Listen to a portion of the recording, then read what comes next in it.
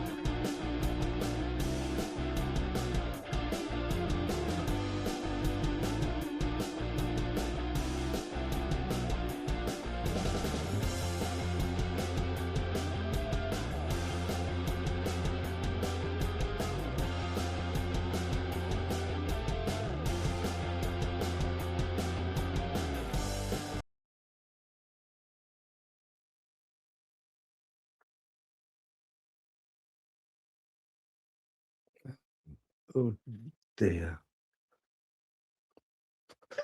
Every time, isn't it? Here we go. It wouldn't be the same, would it? Let's face it. Do you know, it's gone on for so long now, you know, where it's like kind of there's always something which like glitches out, just like kind of goes a bit tits up, if you like. That, you know, I sort of give up with it, really. I just like, it is what it is. You know, I was hoping for a bit of an intro. I was going to come on. I'll show you what I was going to do. Let me show you. Right, I was going to do this. Right. Welcome and thanks for stepping across the threshold with us tonight. You're not in the normal world anymore. You're in a shadow world, the place where logic collapses, and the things that go bump in the night are not only real, but they're looking back. I'm your host, and every time we go live, my aim is the same: to take you on a journey where absurdity becomes real, where guests talk candidly.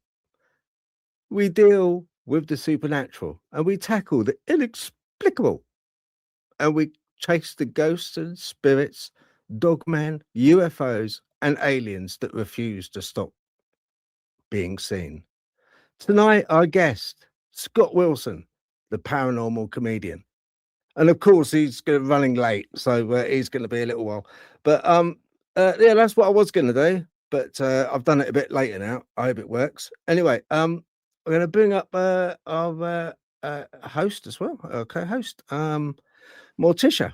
Hello. I mean, the only statement how are you? Oh, let's go. The only statement that you've just made is like, absurdity is real. And I was like, absurdity is the name of our show. It's going to be from now on. Yeah. When the credits, the intro stopped, and I was like, any minute now I'll be on screen, and then you have to have your pre-screen face ready, and then it was going on and on and on, and I was like, this is like listening to Phil. This is this, but silence. It's stretching on into the distance. Yeah, no, I like to keep you on your toes, you know. That's what I like to do. Sometimes I've got a habit of like not warning people when I'm going to put them on screen, or not Yeah, warning them when don't I'm going do to that a ask a lot. question. And it catches them off guard, you know. So usually they're either picking their nose or I you know, was going doing to say that's something. when you get the faces, isn't it? When Yeah. everyone's sitting there, sort of like looking around at the Yeah. ceiling, or sort of like, Yeah. Yeah. Anyway, you look very lovely tonight. Why? What's the occasion? What was it for? I'm clubbing after this. Who are you I'm clubbing? going to the Midnight Masquerade at the Old Salutation in Nottingham. It's a gothy night, so I can't miss it. That's why I normally go out on a Saturday if I'm going to go out, but it's on a Friday, so because it Yeah. takes me like 2 hours to get ready because my eyes start running. I paint myself with the mascara. I get lipstick smeared everywhere, so I thought I'll do it before I go, but I'm probably going to scare everybody now. No, you look lovely. No, I hope you have a lovely time. Enjoy yourself. Hope you have a lovely time. I hope You know, to with my little glow sticks.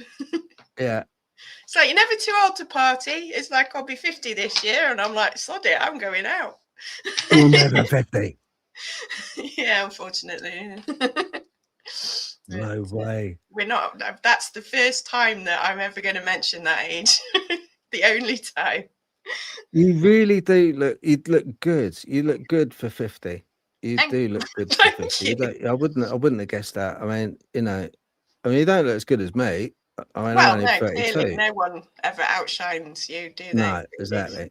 You know, I mean, you know, try. but yeah. So goth night, brilliant, excellent. I always thought you had a few loose bats in your belfry. Yeah. To be honest. Goth's the best. Let's see. Right, first thing that we've got, which is a total ball ache, is the Facebook feed I set up. I was gonna, because it's the 40th show, right? So I set up, I thought I know what I do. Kate said you look lovely, Natalie. Thank you. Thank you. That's lovely, Kate. And I thought I set up for a Facebook feed, you know, be nice. I'm doing Yes. X as well. If there's anyone on X wants to say hello, then jump on board and say hello, you know.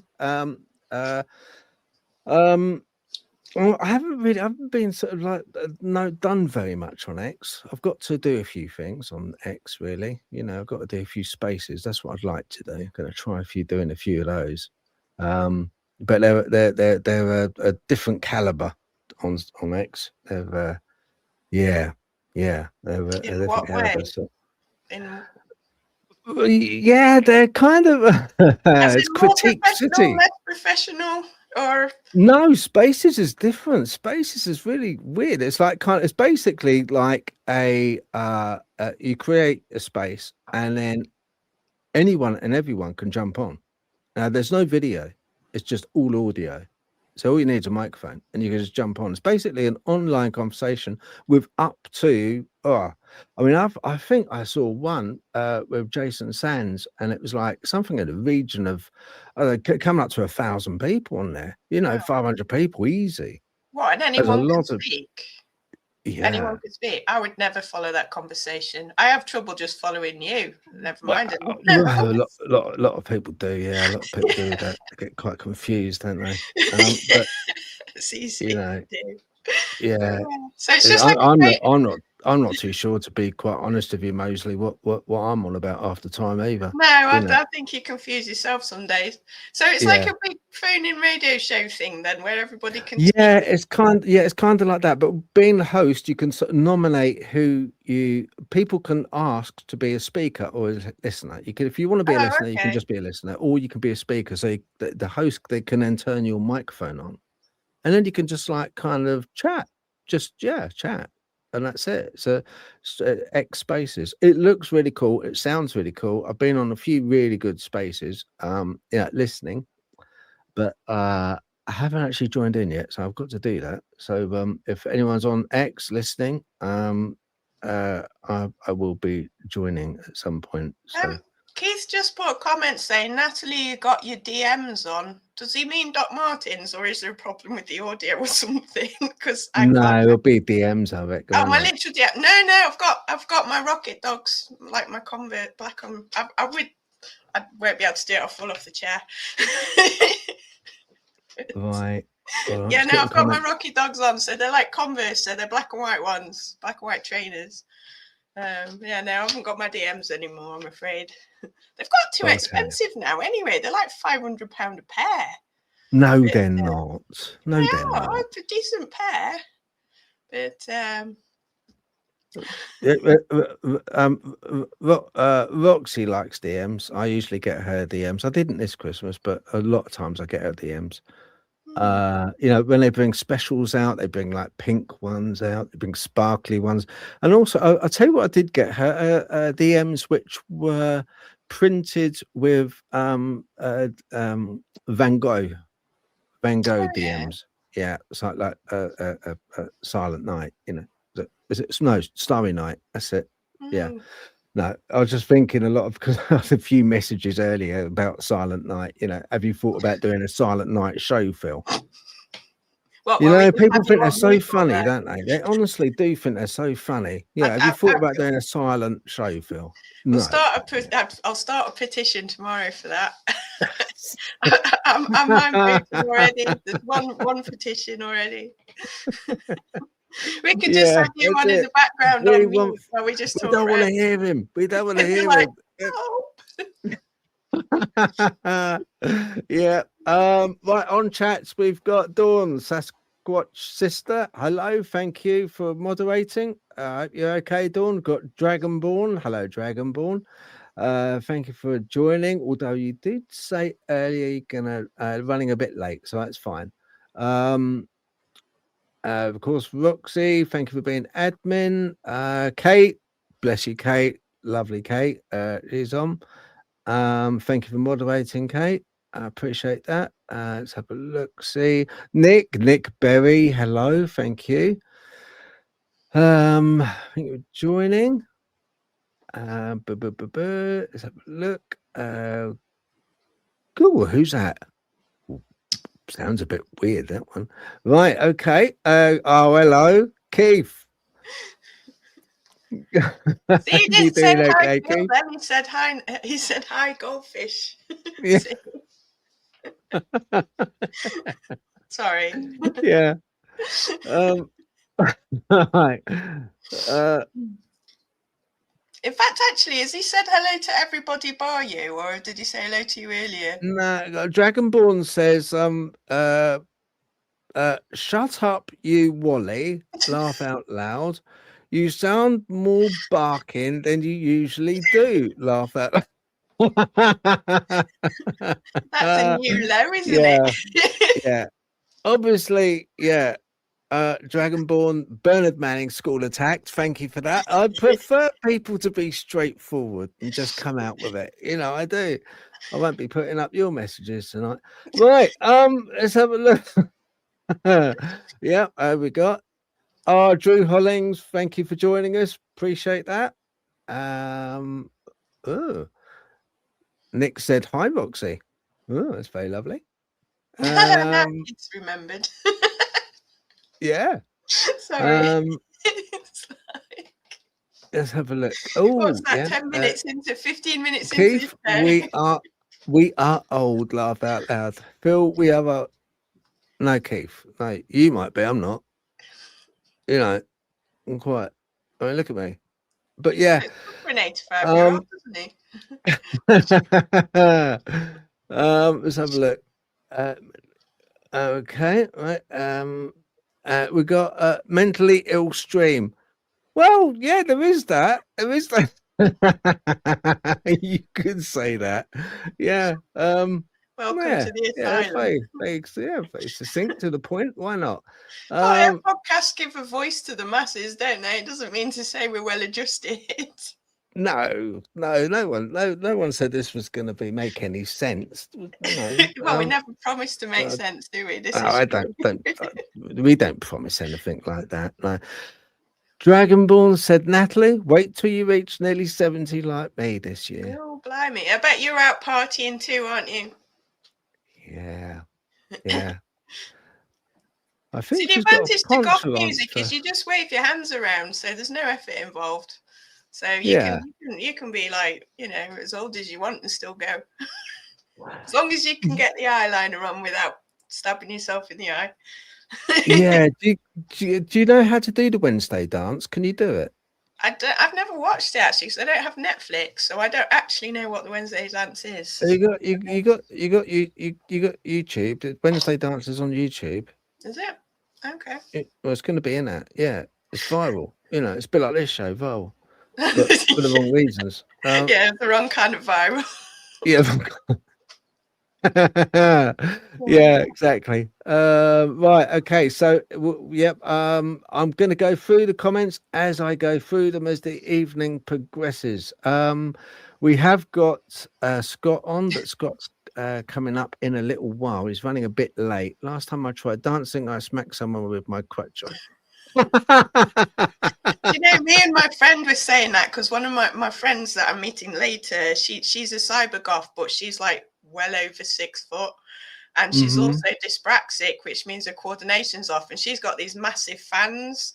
And every week she's like, oh yeah, I just nearly took someone's eye out. Oh, I just nearly strangled myself with the fans with the twiddly bits on the end. And I said, well, I nearly sort of shoved a glow stick up someone's nose by accident.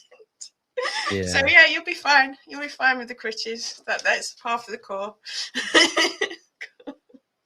Is that the dance? You got to do that. You got to do that. Yeah, a lot of that. That's the goth dance, isn't it? Clear the cobwebs. Shift the, pet the wolf. I can't remember what the other one. Chase the bats away. Yeah. What did the blokes do? Similar things in a way, actually. That's why I like the goth scene. It's very individualistic. So it's like everyone's got their own style. And because goth music's fairly easy to dance to anyway, they don't stand there doing what guys do and normally just shuffling their feet around. They do actually dance, and everyone's got a slightly different way of dancing. So it's actually quite fascinating if you like people watching as well. So I quite like looking at the way everybody's dressed up and the way they all dance. They're all very individual. It's a very individualistic scene, believe it or not. But yeah. So the guys probably do something similar. I'll have a look tonight and let you know, because I'm usually too busy dancing to notice. Yeah, no, don't do that. Yeah, take a video or something. Take a video of me and my friend knocking people out with our glow sticks by accident. Yeah, that's right. Yeah, that'll be fun. That'll be all right. Right, yeah, that's good. Well, I think it's I've been thinking about doing adverts, If I ever get anyone watching this, I've been thinking about doing adverts, and because I got a new t-shirt, everybody. My t-shirts have arrived. Look here. Look, you can see. Let's see if I can put myself up for. Yeah, there you go. Let's take Natalie off, because this is important. Right, so see, Goldfish Paranormal and the Dogman, here. So I've got these ones in the shop. And I don't know about you, but sometimes when you go to weddings or funerals, I often feel a bit kind of like not center stage. So I really do recommend something like this, really. That's quite nice. Wedding, funeral, to wear, definitely takes people's mind off things, So yeah, you can see they're watching us. New in the shop, designed by Roxy and bespoke. Won't get them anywhere else except maybe in a local charity shop in the next 3 months. But yeah, definitely recommend from the shop. You'll see it on my bio. Oh, hang on, let's get this. Let's get that. There you go. Right. Oh, we've got our guest. I'm going to get him up. All right. Well, I'll rephrase that. I'm going to bring him onto the screen. Yeah, no, don't start us off on the downward slope already. Oh man! Hello. Hello, Scott. How are you? Good, Phil. How you doing? Yeah, I'm good, mate. I'm good. Have you seen my t-shirt? Dude, I love that. Yeah. I absolutely love that. Yeah, if you're very lucky, I'll give you a discount. I do.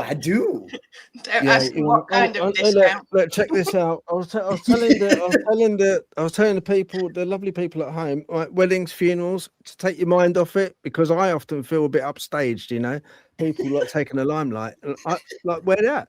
Just wear that. Dude, I love that. Oh my God. Yeah. There should be a just- little leprechaun that looks like me. I'm just saying. Yeah, yeah, yeah. I know.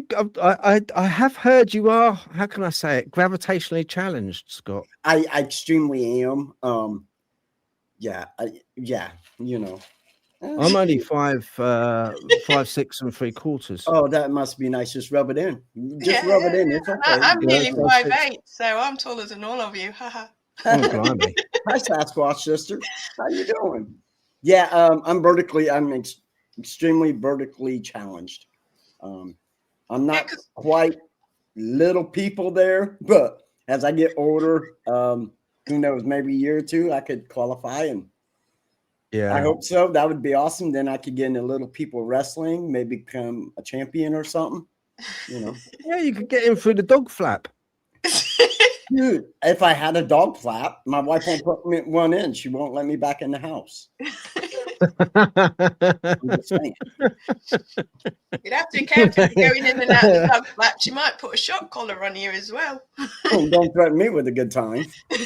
Oh, Yeah, I've often been called like like a hobbit because I've got flat feet. When I go walking, because of my like kind of fallen arches, my feet go 10 to 2. okay. You know, so they're like kind of you're not never too sure which direction I'm going to be going in. You know, Hey, I get a leopard. yeah, So. it's awful. It's you know, it's just the.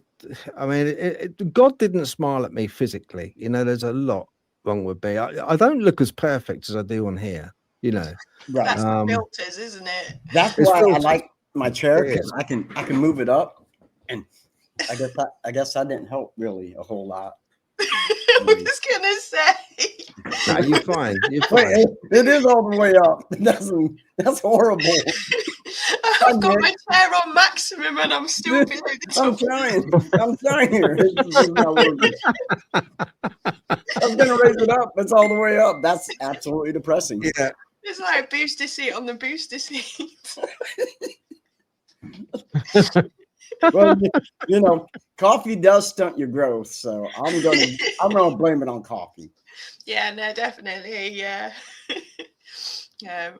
What was it? I said yesterday that you were 99% coffee, but you reckoned you were Yeah, not I'm more quite like that much coffee. Yeah. no, I'm more like maybe 96% coffee and like 3% Monster and 1% Diet Coke.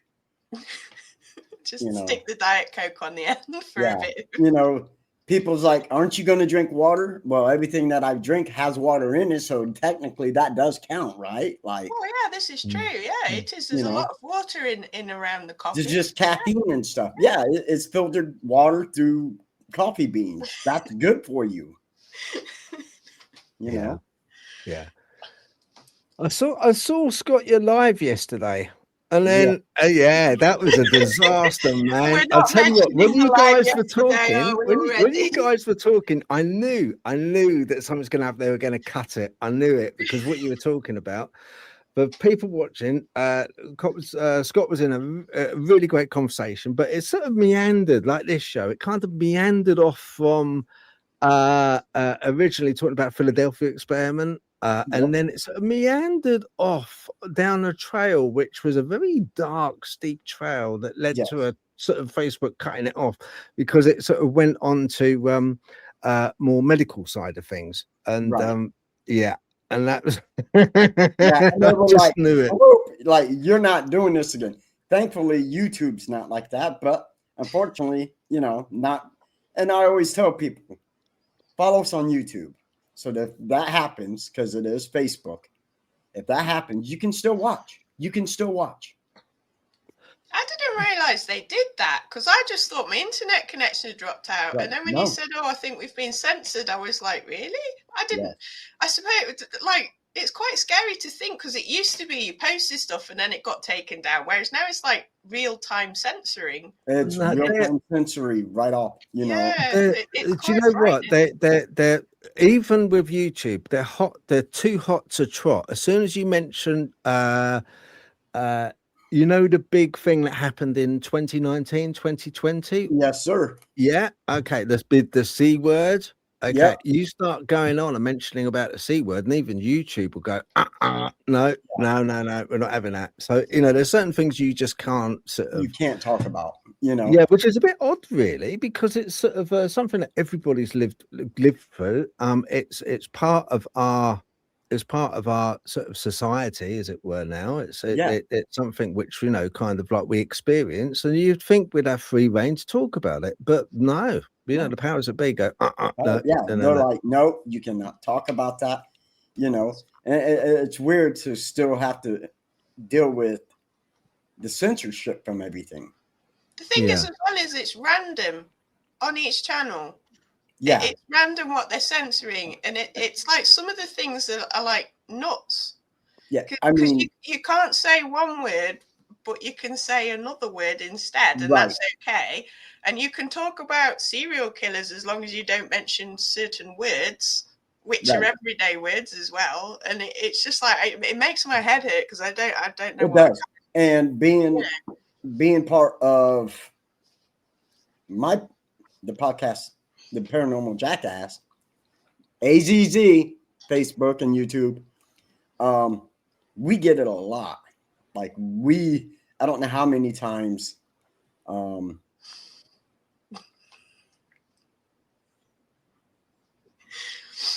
Well, thank you. Carry on, Scott. No, Scott. I just got home from work, so I'll take that. No, that's all right. Yeah, I know I'm hot. No, that's fine. No, I get it. No, I get it, Scott. It's like sort of I've had time to repair. I mean, my production costs, I've put in 4 new batteries for the backlights down there for you.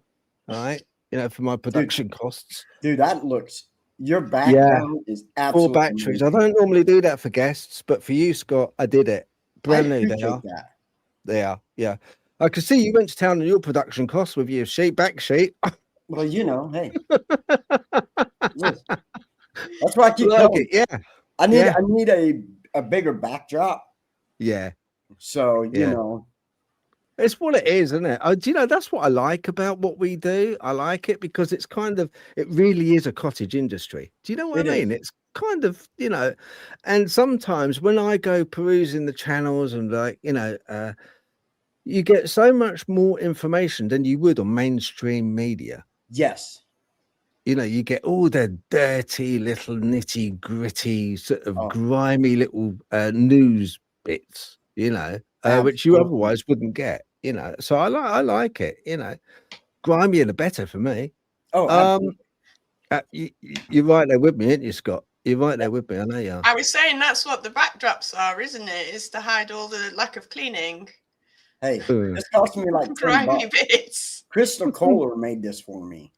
Did she? She's very talented with her crafting, though, isn't she? Extremely talented. So, unfortunately, I don't have a nice, like rack back here.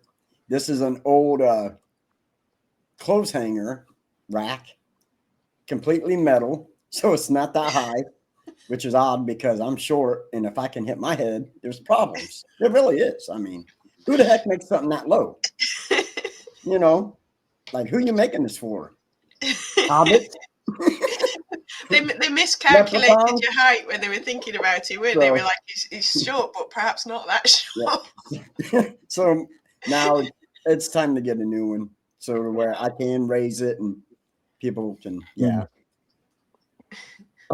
Right, now I'm going to put up for people at home Scott's QR code I generated. This is for his YouTube. So if you're watching this on the computer or you're watching back to it, all you got to do is like go with your camera on a QR code, the usual thing, okay, and it will just take you straight to his YouTube channel. It's right up there. And also I have done on his Facebook, and I do recommend this as well. Thank you so much. I appreciate it. Okay, there we go. That's the QR straight to his Facebook.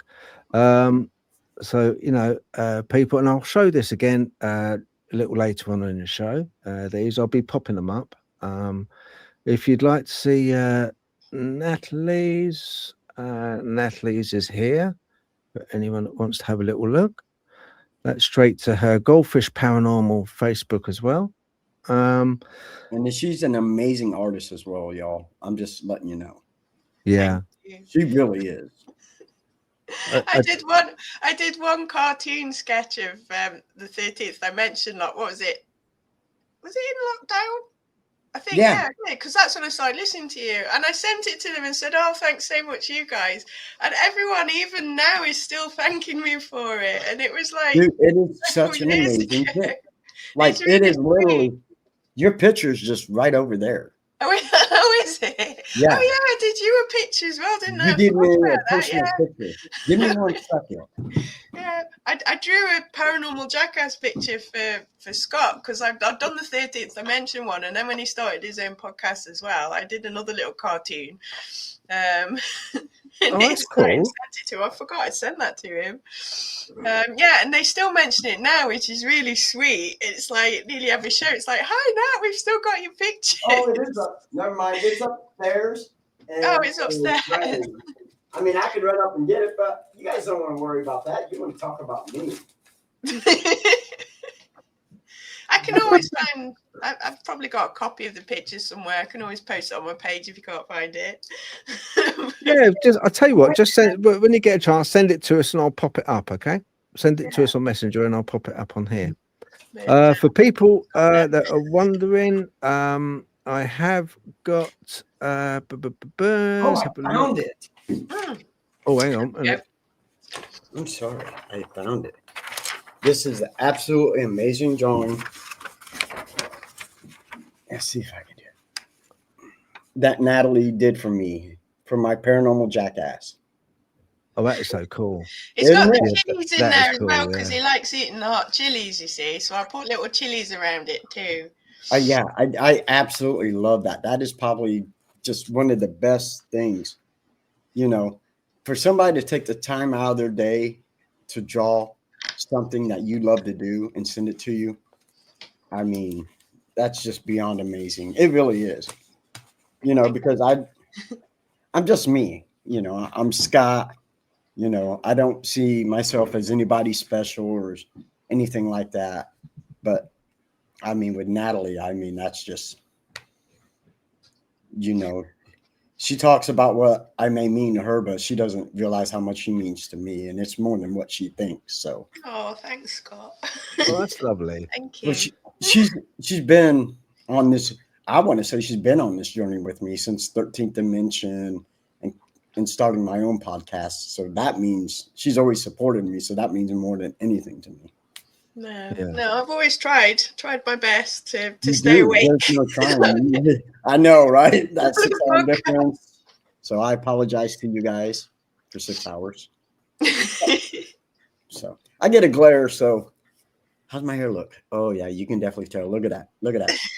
Oh yeah, you like that? That's sexy. See, we've all got the best hairstyles. You have amazing hair.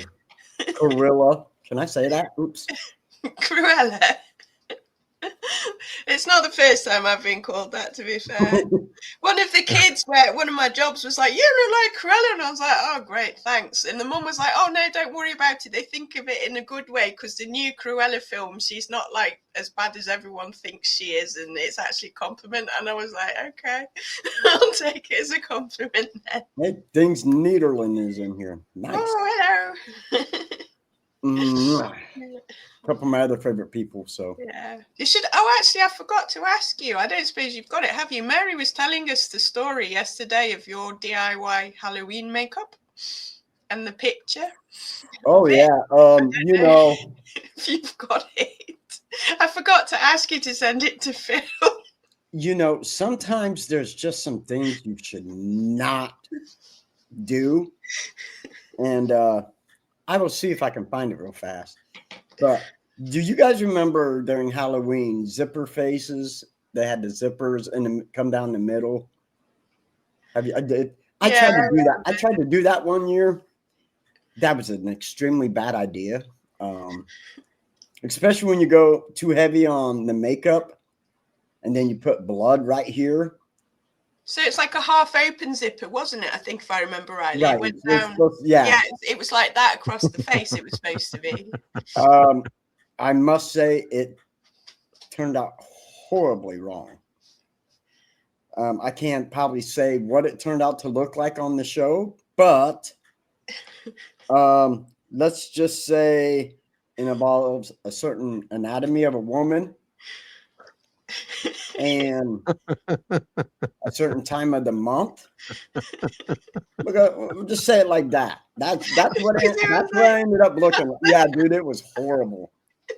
And I'm like, wow. Did you answer? Did you get any trick or treaters come to the door? No, I actually did this for a Halloween party, and now I was really disappointed because nobody really said anything. Oh, really? You know, hey, you look like a bloody thing. No, they're like, what are you? And I'm like, zipper face, and they're like, oh, okay. Perhaps they're all being a bit too I'm like, there it is. I would have said something. I would have gone, God, here comes badge face. Just so you know, Phil, I just sent you that picture. And Natalie, I would be more than happy to send it to you. Oh, thank you. You can blame Mary for this one, Phil, okay? Yeah, thanks, Mary. I'm not sure if you want it. Once you've seen it, you'll never want to see it. Let me see if I can get this. Okay. Yeah. We've all been traumatized by it. I think you're going to. Hold on, let me get your screen. Okay, so that's supposed to be the zipper, you know what I'm saying? Like, yeah. I think the zipper was supposed to go up and not down. So yeah, you know, that's class. I like that. This is something you don't do, and when you're a horrible makeup artist in makeup and special effects. I mean, it was such a great time. What can I say? More like clutter face. You're not wrong. You do get to wear makeup Dragon now, Ball said, that's amazing, Natalie. You're talented. Oh, thank you. And you've Ready Steady Retro. Oh, hello, Ready Steady Retro says, love the juicy crevices of YouTube. Yes. After that conversation, the timing of that one. Yes, we love the juicy crevices. Just catching up with the comments. Things Netherlands. That's Mary. Bill Natalie. Ready Steady Retro. You nailed it. I'm just saying. Yeah. And Scott Heart from Things Netherlands. Oh. See, Mary's a bit of a goth as well from Things Netherlands. It's not just me. No, you both are. I mean, you're every American guy's dream. I mean, two European goth women. I mean, you got the steampunk.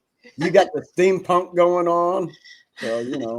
The chains, the whips. No, I didn't say anything about those. Listen, I'm a little guy. I'm fragile. I get hurt easy. You know, I'm just saying.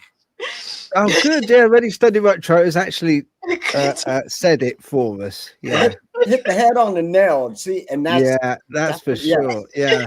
See, I can't say that. You can say it, but I can't say that. No, we can't say that. But no, you really made a deposit in that one.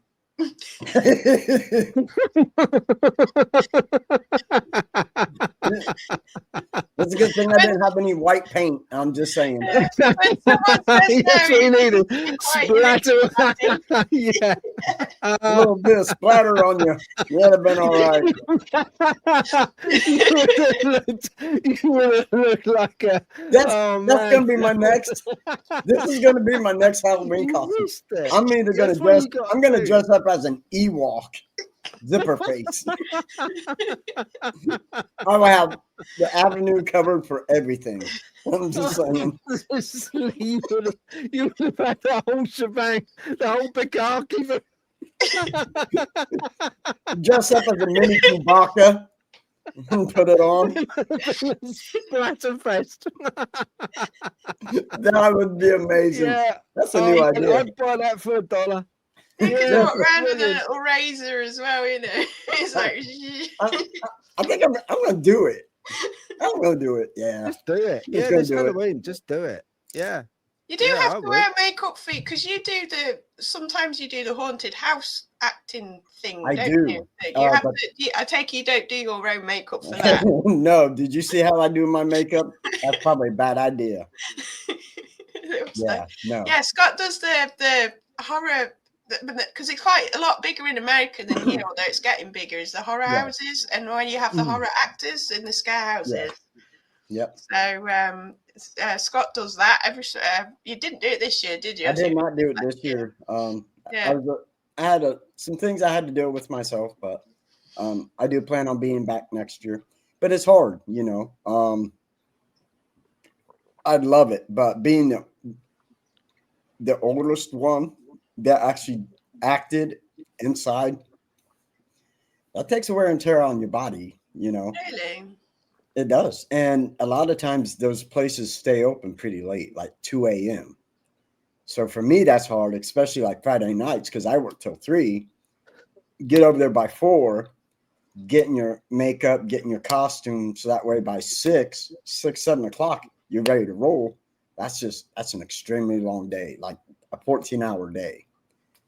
But I tell you what, there is no better feeling than seeing some big guy come around the corner trying to be all big and bad and get the highest pitch scream like a little terrified girl. That is the best thing in the world. I'm just saying. Because Yeah, I can see that. Yeah. I'm tiny, so I can crawl, and I can crawl good on the ground. So I'm a crawler, and yeah, I'll come out of the smallest corner, and you won't even know it. So I suppose they build in little crevices for you to sort of like. Well, they don't have to. I just fit in there. You just fit in. I just find it. Do you, Scott, do you theme it? Do you like kind of theme the house? Do you have like lights flashing and do you have like a sensor where they come in and lights start flashing and flickering? So I was actually in a hallway, and surrounded by walls, and there was red lights all around me. So that intensifies it. I didn't need strobes or anything. So, but the difference from then and now is I had long hair back then, so I really played to that. I look like an old grandma man, but have my hair down over my makeup and come around the corner, and that just intensified the scare. Yeah. Really did you look like Cousin It? I did, but Cousin It was a little bit better looking. So, but yeah, absolutely. So, and that was that stuff is fun, I grew up like that, Yeah, I'd find that fun. I find that fun. Do I always seem to get my laughs at other people's misfortune. I don't know why. Because it didn't happen to us. Yeah, I think so. As long as it doesn't happen to us, then it's all cool. It's all cool. My buddy walked out to my Jeep yesterday and fell down, and I laughed. Yeah. No. I can see that. I'm with you 100%. I'm with you. I love things like that. I think it's great. As long as it isn't me. As long as you didn't get hurt really bad, I'm good with it. Yeah. I mean, if he would have got hurt really bad, I still would have laughed, but I would have helped him up. Yeah, I would have. Yeah, I would have kind of like sniggered rather than laughed. I would have given it a snigger. If it was they really hurt themselves, I would have sniggered. Yeah, I think it was really hurt. I would have been like, I wouldn't have made it sort of the belly laugh, make it too obvious. Right. Ha, you've been run over. But I would just like give a little snigger. Right. Yeah. Me too. I mean, my buddy Joe, he's bull-legged, so it's kind of crooked. So I made sure to let him know that he, in fact, was still bull-legged and it didn't straighten out. So, because he's my buddy and I just wanted to help him out and let him know that it was still crooked. Yeah. No, do you know, Scott? I like the cut of your jib already, mate. Thank you. Yeah, I like the Thank cut you. of your jib, definitely. What were we here for anyway? Oh yeah, we're here for an interview, aren't we? Sort of thing. Find out a little bit about you. Oh, you sure you want to do that? I was I'm going good. to Well, now I don't know really. Yeah, got a point actually. So, right, Natalie knows you. I don't know you, so I'm a good one to sort of bounce stuff off you from the point of view of like, you know, what are you about? How did you get into this? What's your history? You know, I mean, just briefly. I know you were in the services, weren't you? You're in the army. I spent 8 years in the Army from 1998 to 2006. Okay. Right. I'm not going to ask you the obvious question because, you know, the obvious question is, did you see anything in the army which was remotely strange or supernatural, paranormal? I did not, surprisingly. I spent 45 days down in Mississippi for Hurricane Katrina. So, of course, you know, a lot of death was there. And I think just being in that situation, I think you concentrate more on your mission, especially being humanitarian. So it was really odd because being in military, for me, I didn't even think about it and stuff like that. But being in the military also, you become more in tune with your senses. So once I got into paranormal, I think that really helped out with a lot of things because I pay extremely more attention to certain things. Mm. Do you find did you find that with the army? I always equate the army, being in the army, a little bit like being an actor, because you're told where to go, you're told what to do, Yep. you're told you know where you're meant to be. You're told what you can see, what you can't see. You're told what to eat. You're told, you know, you're basically governed. Your whole, pretty much your life, your identity is non-existent. Your Right. own individual identity. They don't want that because Right. it's not part of what the system is. Same with actors as well. They'll kind of like with actors, you know, so they'll tell you to play a part, and they'll put you in a scene. Right. And once you put in a scene, you play your part or you play it out. And especially with reality TV, it's much Yeah. the same. It's like kind of like you play your part and then you sort of go, you piss off, and that's it, you know. Right.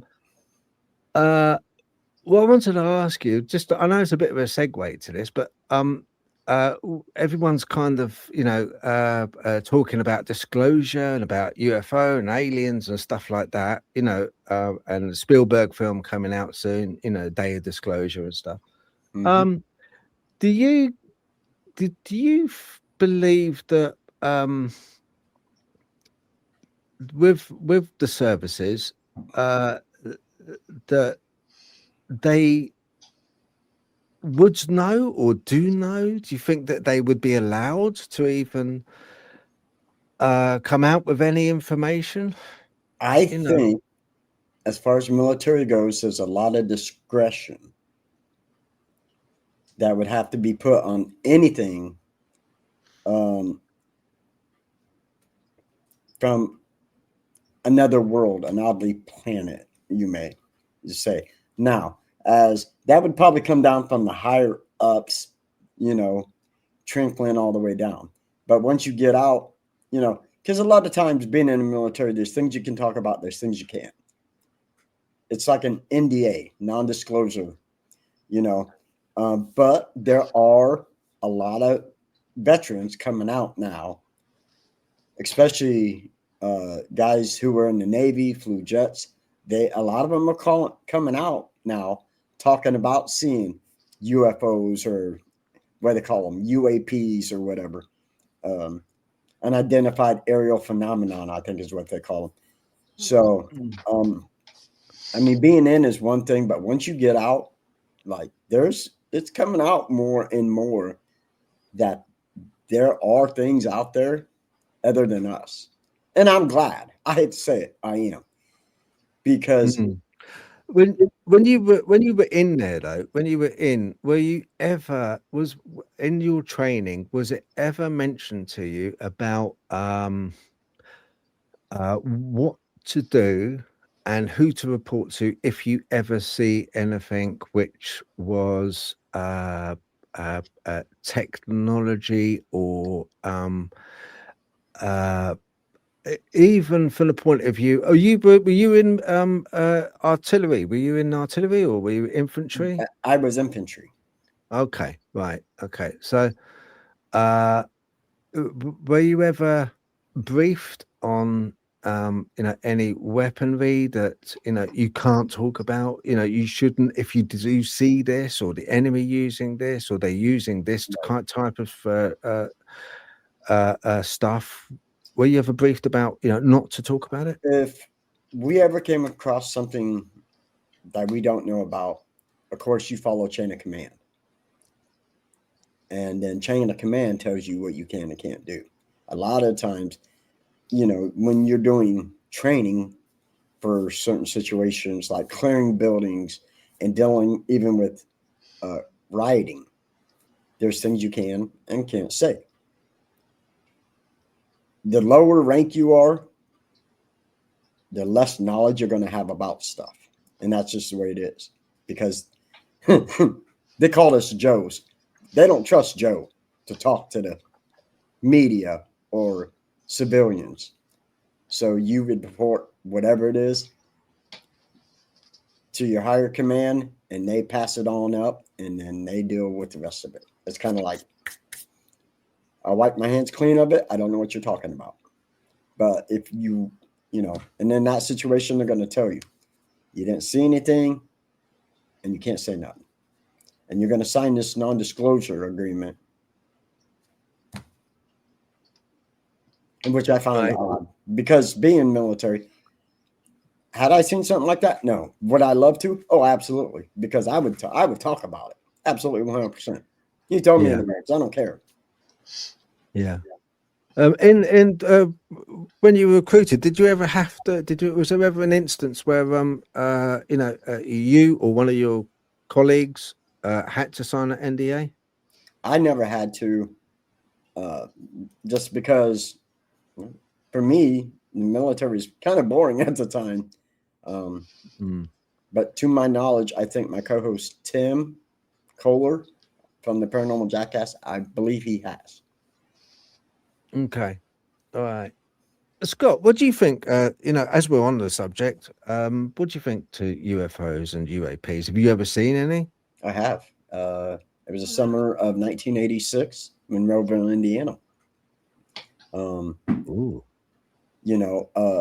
Me and my cousins and my sister were all outside playing. It was summer. My mom and dad and my aunt Joyce and Uncle Ron was in the house. They were all playing cards. And I remember we were just outside and this big old ship, and it wasn't like a round saucer. I'm going to tell you that. It was not like that at all. Came over the top of us, stopped, and it hovered. And it was low enough. Okay, we're, 10, 6, 7, 10 in the ages. And we're trying to throw rocks and hit this thing. And I very, very clearly remember it. And it just hovered there. And we're like, what in the world? And then it just slowly started moving off to the distance. And then it just like lowered behind all these woods. And us kids ran in. And I remember just telling Mom and all them. And of course, back then, just like now, I mean, it's more acceptable now, but back then, parents didn't believe. Nah, you guys are crazy. You don't know. It was just a plane or whatever. But to remember something like that long ago, it was just, I would say it was more of elongated. Mm-hmm. So, like I said, it wasn't round. It was more elongated. So, and a little bit more flat. I want to say something like that. And like I said, you can ask any of my cousins that were there, Paul, my sister, Missy, Travis, my cousin Farah. they would 100% collaborate. I don't know Travis would because he's kind of, but yeah, that's something I'll never forget as long. Did it make you feel nervous seeing it then? Because if you're trying to throw sticks and rocks at it, yeah, absolutely. I mean, what would you have done if it had like scary, when you're that young to see something like that, just to stop. Oh yeah, dude. Oh yeah. If I put it to you this way, if I was in diapers, it would have been soiled. I'm just saying. But you still try to throw sticks and rocks at it. We did, yeah. Oh, absolutely. Yeah. Because I mean, what else? What else?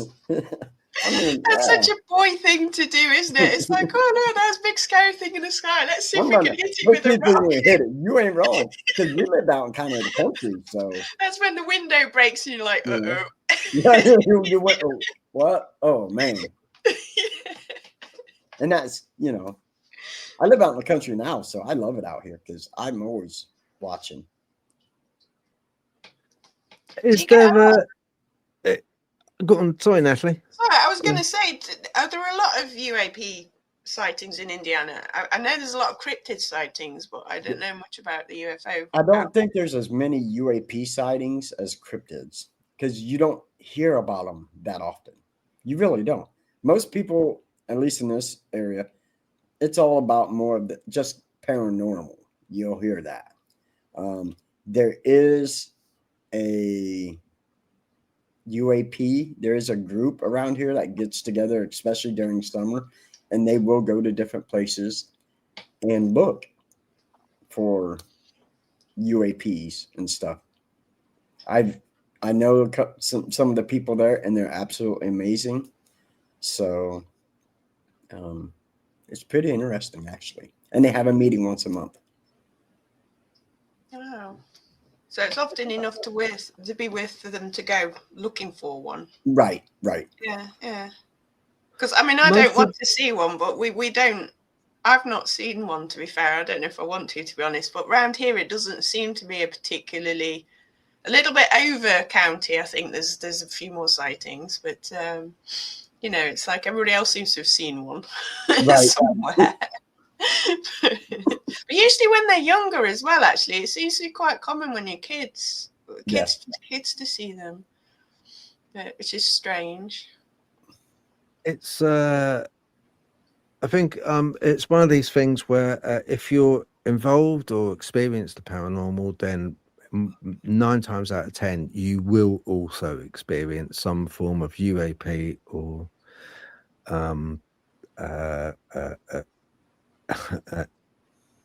what's the word? An interdimensional, which looks like an alien.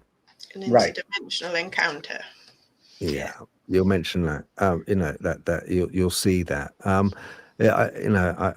believe it all has the same origin. Personally, but it's like the film Spielberg's film. I don't think, and I'm just guessing here, but I don't think we'll see an alien in it. We'll see a ship, but I don't think you'll actually see an alien in that. Right. Film. That's almost like the opposite of Signs, the M. Night Shyamalan movie. You really didn't necessarily see the ship. You got a close-up view real quick of the aliens. So yeah. You'll see a ship, but I don't think you'll see an actual alien in it. But that's the glare of my glasses driving me crazy. So yeah, can't see my beautiful face. But that's just a prediction. That's just a prediction of mine. But what I was going to ask was, most people start off really young when they experience paranormal. How old were you when you started experiencing something that you couldn't really quite understand or get to grips with, Scott? How old was I?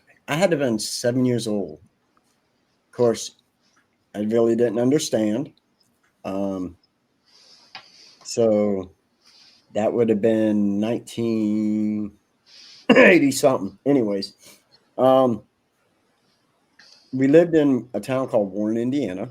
Oh God. Yeah. No, we want to get you. we want to get your complexion up, Oh, you I know. appreciate that. Thanks for making me look real good. Yeah, no, it's Um, fine, fine. we lived in a town called Warren, Indiana. It's for Out on dramatic effect. close to 218. Yeah. And we lived in, I believe it was like just a 2-bedroom house, single story. And my sister Missy and I shared a room. But I was a little pansy, so most of the time I would sleep in her bed because, I was 7, I think she was 10. And I remember one night our bed started shaking. And we jumped up, we ran into mom and dad's room, telling them that this was happening. They're like, no, nothing's happening. And we went back to bed, shook again, ran back in, and they're like, no, you need to go to bed. You go to sleep.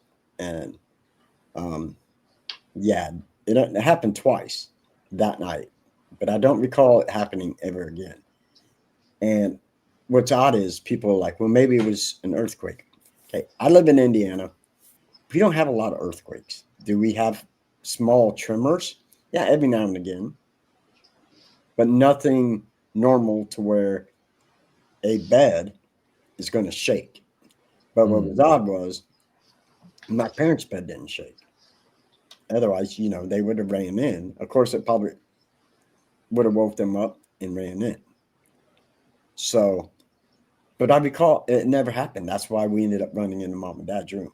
And that was probably the oddest thing. And that was the first time that something like that happened, that I recall paranormal. Because, being older, growing up, you didn't talk about stuff like they do now. It wasn't as acceptable, you know. So Was it a religious family? Did you grow up in a religious family? no. Yeah, yes and no. So my grandfather was a Southern Baptist preacher. So every now and again we would go to church with him. But most of the time, no. We weren't that religious, so. Okay. And my mom and dad were in the 30s at the time, I do believe. So. Right. Whose house was it again? Sorry, your mum and dad's house, or? Yes, sir. Okay. Yep. Thank you. Okay. Okay. When you say it was shaking, was it so violent you actually thought it was an earthquake? Yeah, I mean, because I was like I said, I was 7 years old, and at the time I was in kindergarten. But I remember it. Like, this is something that I remember. Even my sister Missy remembers that, and we've talked about this to my mom numerous times. Like, listen, this happened. Like, you guys said no, but we both knew that this happened. I've never been in another place where a bed is shook like that. Yeah. Did they hear it? Did your mum or dad hear it, or did they? No. That's Weird. why they were like, this never happened. Yeah.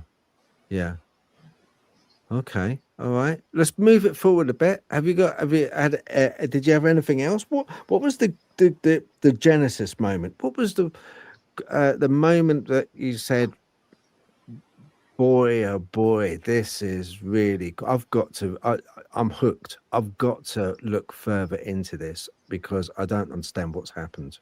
Was there a genesis moment that caused you to go down this paranormal line? People always ask, how'd you get into paranormal? And it's the funniest story for me. Like most people, you sit down and this show called Ghost Hunters comes on and you start watching it. And you're like, this is cool. I don't believe this stuff. It's fake. And then we had a newspaper called the Huntington County Tab, free newspaper. And my stepdaughter was reading it one day. And there's an ad in there. Wanted paranormal investigator. Wanted to join our team. Send an email. She's like, you should do it. I said, I don't believe in that stuff. It's stupid. She's like, you should do it. And I'm like, okay, we'll see. Send an email in, sat down, and I met the guys. I sat down, sent them an email. They got back to me a couple of days later. Hey, you want to meet up? And this is an interview. You want to talk? Yeah, okay, sure, we'll do this. And I met with Bart and Chris, and we just talked. And they're like, "But what are you looking for?" I said, "I don't know." I said, "This is interesting. The truth, like, is there? Isn't there? I mean, isn't that what everybody wants?" And the chemistry from that interview just clashed. I don't want to say clashed. We mixed really well, and so they brought me on, and we were in the basement of a residential house. And Chris was upstairs, and me and Bart Barry was downstairs in this basement. I'm standing next to him. We're doing an EVP session. And on the back behind us is probably about 20 feet away in this basement. There's an old bird cage with the hanger that you hang. And it sounded like something picked up a rock and chucked it as hard as it could at that bird cage, and just bam, and hit it. And that was my first experience. And I think then I was like, holy bleep, this is real. Like, I just had something happen that I didn't think was real, but that just happened. Okay.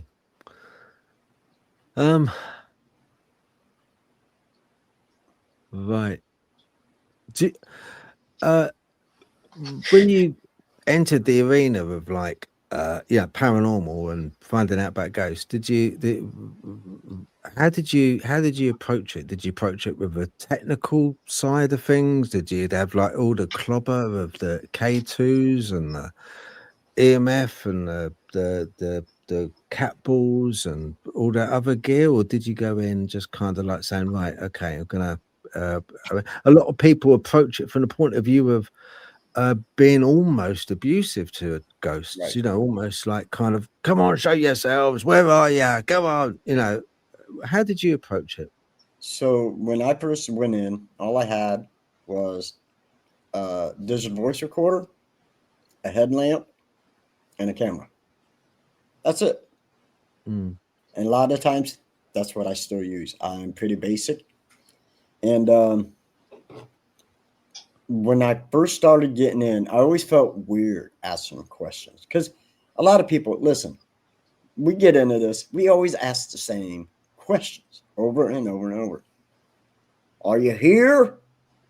Give me 3 knocks. Hello? You know how you die? You know? But little did I know, because when you think about spirits and stuff, you don't think about, when you're, at least for me starting out, because I was training, I didn't think about the respectful part of it. So I started becoming a provoker. And unless, you know, if you don't know what a provoker is, it can be a very bad thing, you know, and I didn't understand that at that time. So I became a kind of disrespectful paranormal investigator. I started provoking, you know, asking nasty questions and just being rude and mean. And it took me a while to understand to not be that way, you know, to not be such an extreme jerk, to be more respectful, if that makes sense, because it really was, you know, I was kind of like, that's, you know, I'm gonna see what kind of reaction I can get and be rude and disrespectful. But you know, if you go to a certain location, you know, and somebody unalive themselves, on purpose, and you start being rude like that, I did that. I did that. And you Okay. don't Did you get think anything about, bad? Did you get yeah, anything bad happen to you? yeah, and I didn't understand that. Something could have easily attacked me, um, attached itself to me. I could have brought it home and made it even worse. So What happened? What happened from the point of view? If there was a bad, are you saying there was a bad entity that attacked you? no, it could have been. It could have been. And I'm Okay. not saying I Okay. haven't been. I've been scratched. You know, Uh huh. up at the Bell Mansion in Fort Wayne, I've actually been scratched. The Davies house, in Kokomo, Indiana, I was scratched there. That one was Yeah. my first one, and that happened. The first time I've ever been scratched was 5 years ago Okay. at the Davies house, and that shook me up because 18 years in a paranormal, I've never been touched in a sense like that. Yeah. But that one messed me up. That's the scary thing, isn't it? Where it becomes a little bit too real when you start to get that physical, like say actually being scratched is actually a physical manifestation that isn't over there. It does.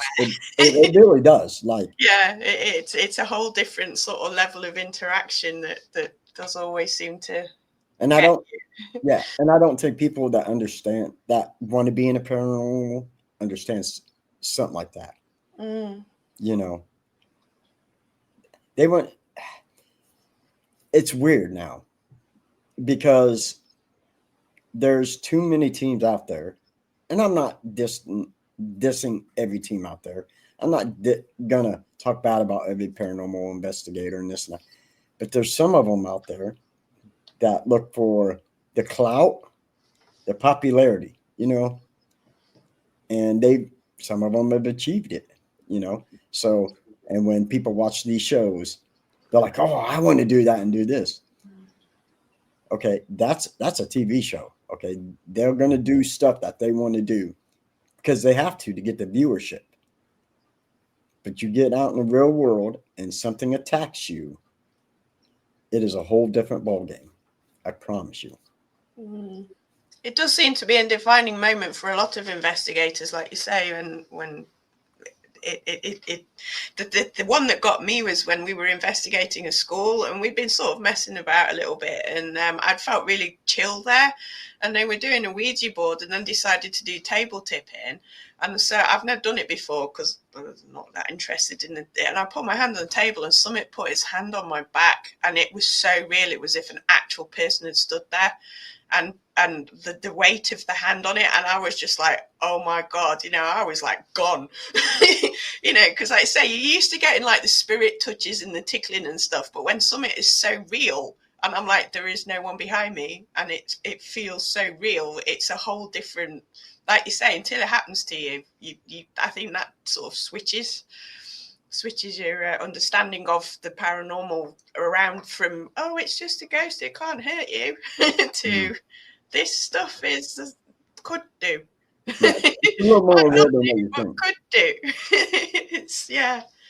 Just a quick one, people out there. If you've, I wanted to stream this, the 40th show we got Scott on. I wanted to stream it onto Facebook, YouTube, and X. Okay, it's successful on YouTube because YouTube's kind of like cast iron. Yeah. X does really well. Is on there as well. So anyone on X, hi, how you doing? Please join us in the comments. But Facebook, for some reason, the moment it went onto a live, it just failed. It came up on the StreamYard thing. It just failed, and I put it down to Scott. So this is my fault. I said, "Oh, he's back." Yeah, no. Yeah, we ain't dealing just, with this. We're not dealing with this dude tonight. I've been to places, Scott, and I've kind of been to places where I've had a feeling of absolute flipping dread. I mean, I'm talking just real bad vibes, like something tangible is lurking there, and it doesn't want me there. It's something that gives off this vibe where, and I have physical symptoms. I start feeling sick. I get like the jitters in the stomach, like kind of like butterflies, in the stomach, that feeling, before you go for a fight. Yeah. Yeah. And it's been a long time since I had a fight, at school, really. That was with my mate Spudhead. And because I was in the flippy gang, I was always the one which wasn't chosen for sports, so I was pretty gimpy, I was a pretty gimpy kid. But I remember, like, sort of one kid calling me out, and I was going to go for a fight, and I had this real gut feeling like butterflies, and because that was and that I had that on the paranormal. A few times I've had that when I've been out on paranormal investigations. Have you come across anything like that which has been just real bad? Not just a apparitional ghost or spectre, but I'm talking something real bad feeling. I have two of the most famous places, at least in the United States. By the way, I have to say hi to my buddy Blake there. I've known Blake quite a few years, and he actually works at the haunted house. I worked at the haunted house with him, so that is my brother right there. That's my buddy. I love him to death. Okay. Waverly Hills, it is every bit real. In the back hall, there's like it looked like a main entrance, and that is probably one of the one places where I felt extremely uncomfortable, extremely uncomfortable. Only place I've ever been spiritually attacked was there. Instant nausea, instant headache. Never happened to me before, but that place did it. Wow. And was it a sanatorium? Was it a sanatorium? Sanatorium, yes, sir. Yep. And that's the one with the tunnel, which is a hell of a long tunnel. Hell of a. I walked that thing 3 times in 2 days. I'm not even lying. And I can't remember how many feet it is going down. They call it the death chute. But once you get to the bottom, you're actually in a different, I want to say, zip code here, area code. So it was amazing. The other one is Penhurst in Pennsylvania. That is another place. It was like a giant sanatorium hospital. And the one adolescent area where they would keep more of the mentally handicapped kids. Just extremely uneasy, cold chills, nauseous, a really feeling of dread and despair was in there. And that one was hard. So, yeah, but they are probably two of the most amazing places I've ever been. Penhurst also has a long death tunnel. So,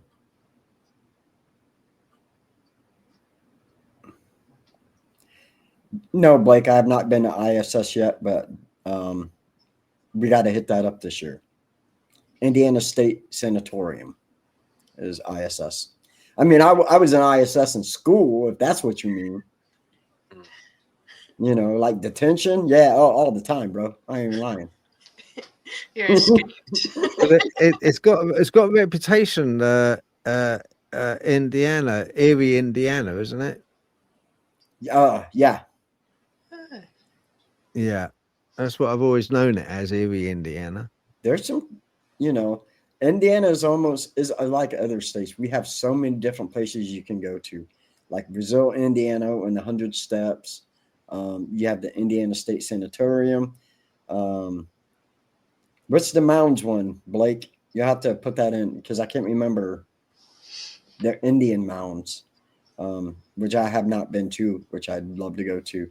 So, and then just across the border from Indiana, you have Waverly Hills in Louisville, Kentucky. So, I mean, it's pretty interesting. I always thought Waverly Hills was supposed to be quite benign. With you saying that you had that feeling there, Am I incorrect then? Are there certain areas of it that are less friendly, for want of a better word? There are some less friendly areas. That back hallway, they talked about a black figure that would, they call it a crawler, believe it or not. Especially, they say it was crawl on the walls and stuff, you know. And let's face it, I can be like a skeptic believer. And I don't, people say, well, you can't be both. Yes, you can. Yes, you can. Because I'm the type of person, I'm not going to believe it unless I see it or feel it or something happens. It's just the way it is. That's just me. So, Well, we have the same over here, Scott. We've got a program, a TV program, where a certain host on this, like, it is a big national TV channel, and his thing, I've seen him live as well in do a talk at a college or university as well, and he puts people into two groups: Team Skeptic and Team Believer. Now, I tried desperately when I went to see him live, putting my hand up all the while to try and get his attention, because I had a question, which I'm going to ask this question now, but I had a question, it wouldn't be picked. Wouldn't it be picked? And I don't know why. It didn't get picked. Anyway, my question would be, why would you categorize something as ethereal and as intangible and as broad a spectrum as the paranormal is? Why would you either say to people, look, you're either a believer or you're not a believer? Okay, because I'll tell you why, because any time that they go over a case, right, and they go and review a case, he's got his Team Skeptic, who is a Team Skeptic. Okay, he's kind of like got a scientific background, and then you've got the Team Believer, and she's more a medium kind of empath type character, spiritualist type more character, and that's what you've got. You've got nothing in the middle. And my thing is this: if the skeptic is always skeptic, then it allows no room to maneuver for that skeptic if he does come across anything which he cannot explain. Because if he does turn around and say, oh, actually, I can't understand why that was floating across the room, right, then every other time he was skeptical, it nullifies it. Right. So I think that that's wrong by saying Team Believer and Team Skeptic, because it's two polar opposites, and what we deal with is so a lot of times absurd, and so, as I say, ethereal, and just it's an ether. What we deal with, it's a shadow, right, and you can't put that into either you believe it or you don't believe it. You know, you can't do that. No, I read a book by Father Gabriel Amorth, the exorcist. I think he's passed away now, but his book was interesting because I think it was him. I might make this quote, but I'm pretty certain it was him. He said the exorcist has to be the ultimate skeptic. And he says, so, you know, I don't automatically go in and assume that everything's a demon. He says, I'm very measured in how I approach it. And I start skeptical and then sort of like go through your checklist. Yes. And then you come to your conclusion. And it's like, that's always, I read that years ago and it's always stuck in my head, because it's like, you know, people have said to me before now, oh, well, you know, you believe. And I was like, I don't believe. It's like I've had experiences, investigated it, and come to conclusions. Yes. It's like I don't go.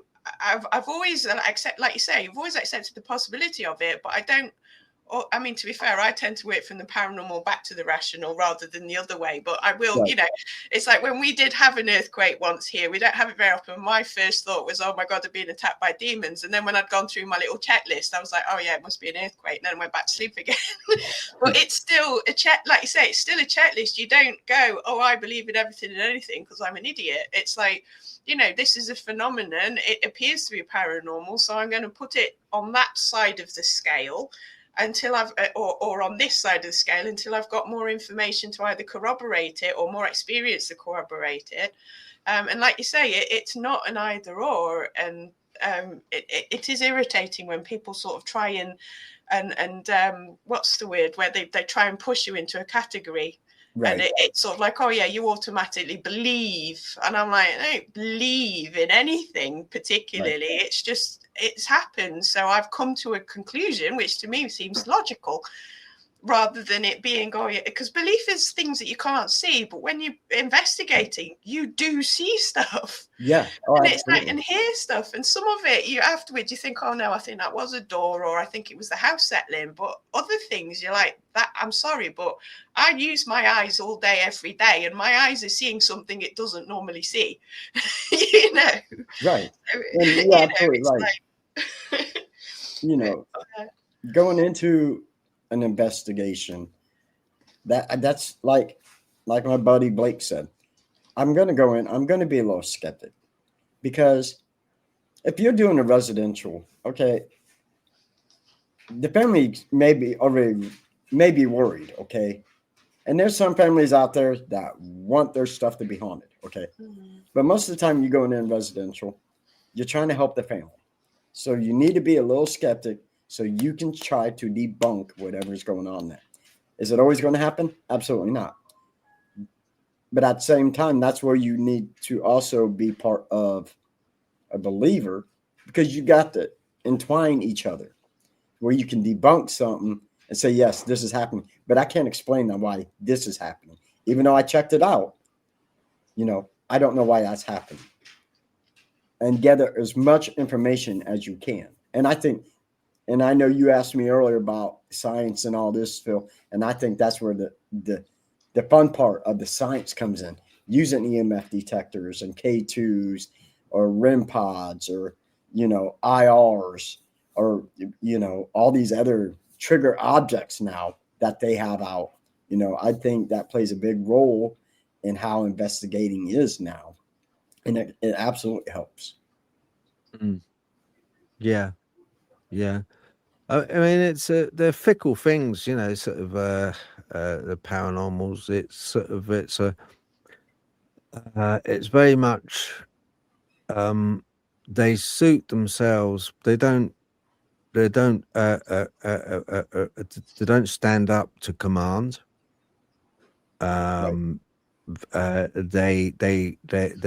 They always act on your peripheral vision. They're always just that little bit. Thank you.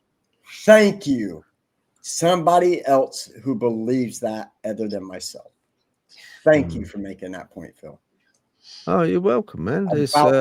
I've never heard anybody else say that. Come on, have you ever seen anything? No. Yes. Yeah. Because I have to tell y'all, you're gonna know, peripheral, your head's gonna go, what the? Yeah. You know what I'm saying? And I've done that many times. What the? Hey, hey, bro. Yes. You turn on the light? What? Turn on my light. Turn on the light? No, turn on my light. Okay. It's getting dark. They can't see me. Thank you. Love you. See how that works? I told her she did it. Yeah, you're training. I can see your training's kicking in. Did you hear that? You didn't hear that, right? Okay. Look at you.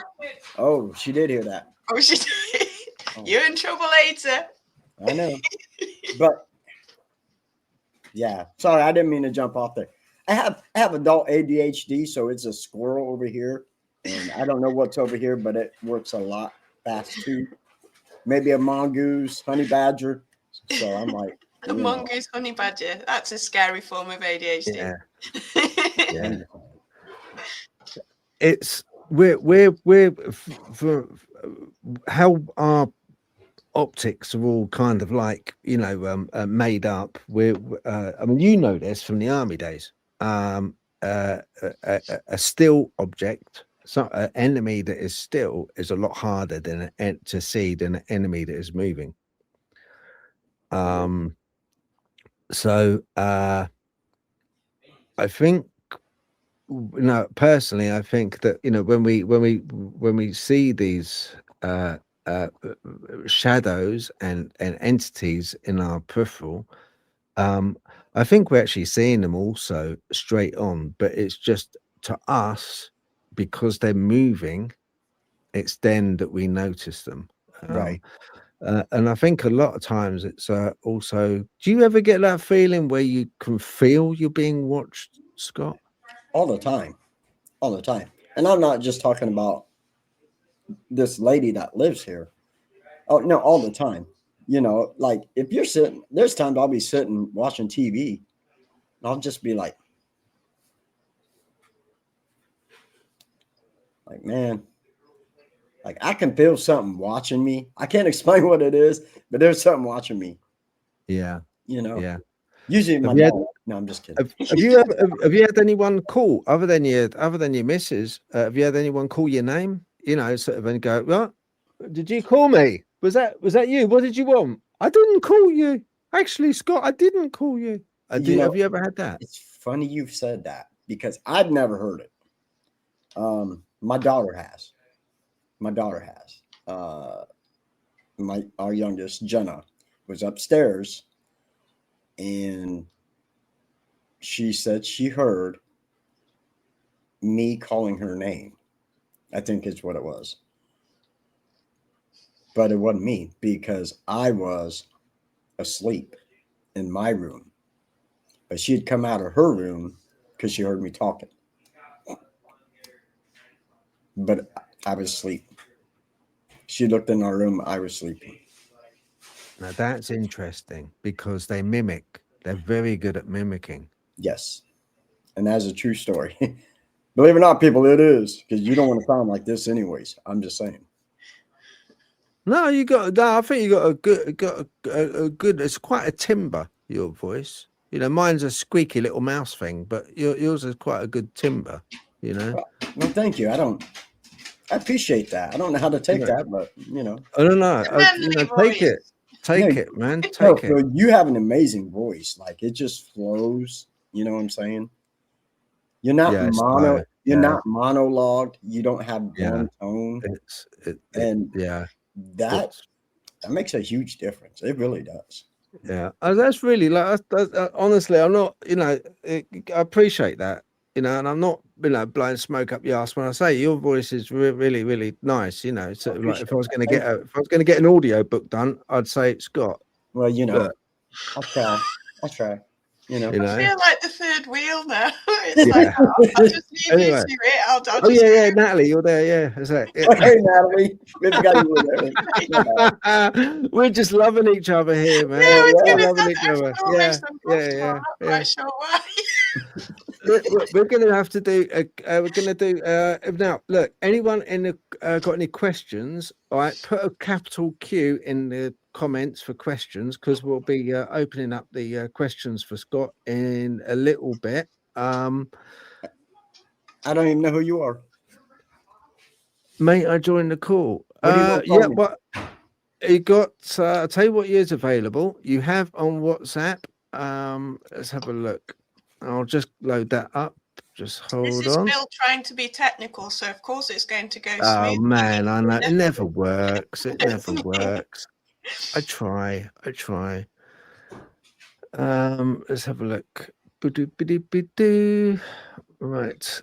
Okay. I'll just have a little look and see if if you tell me it's a Wendigo. Yes, actually I do. I do live near the woods.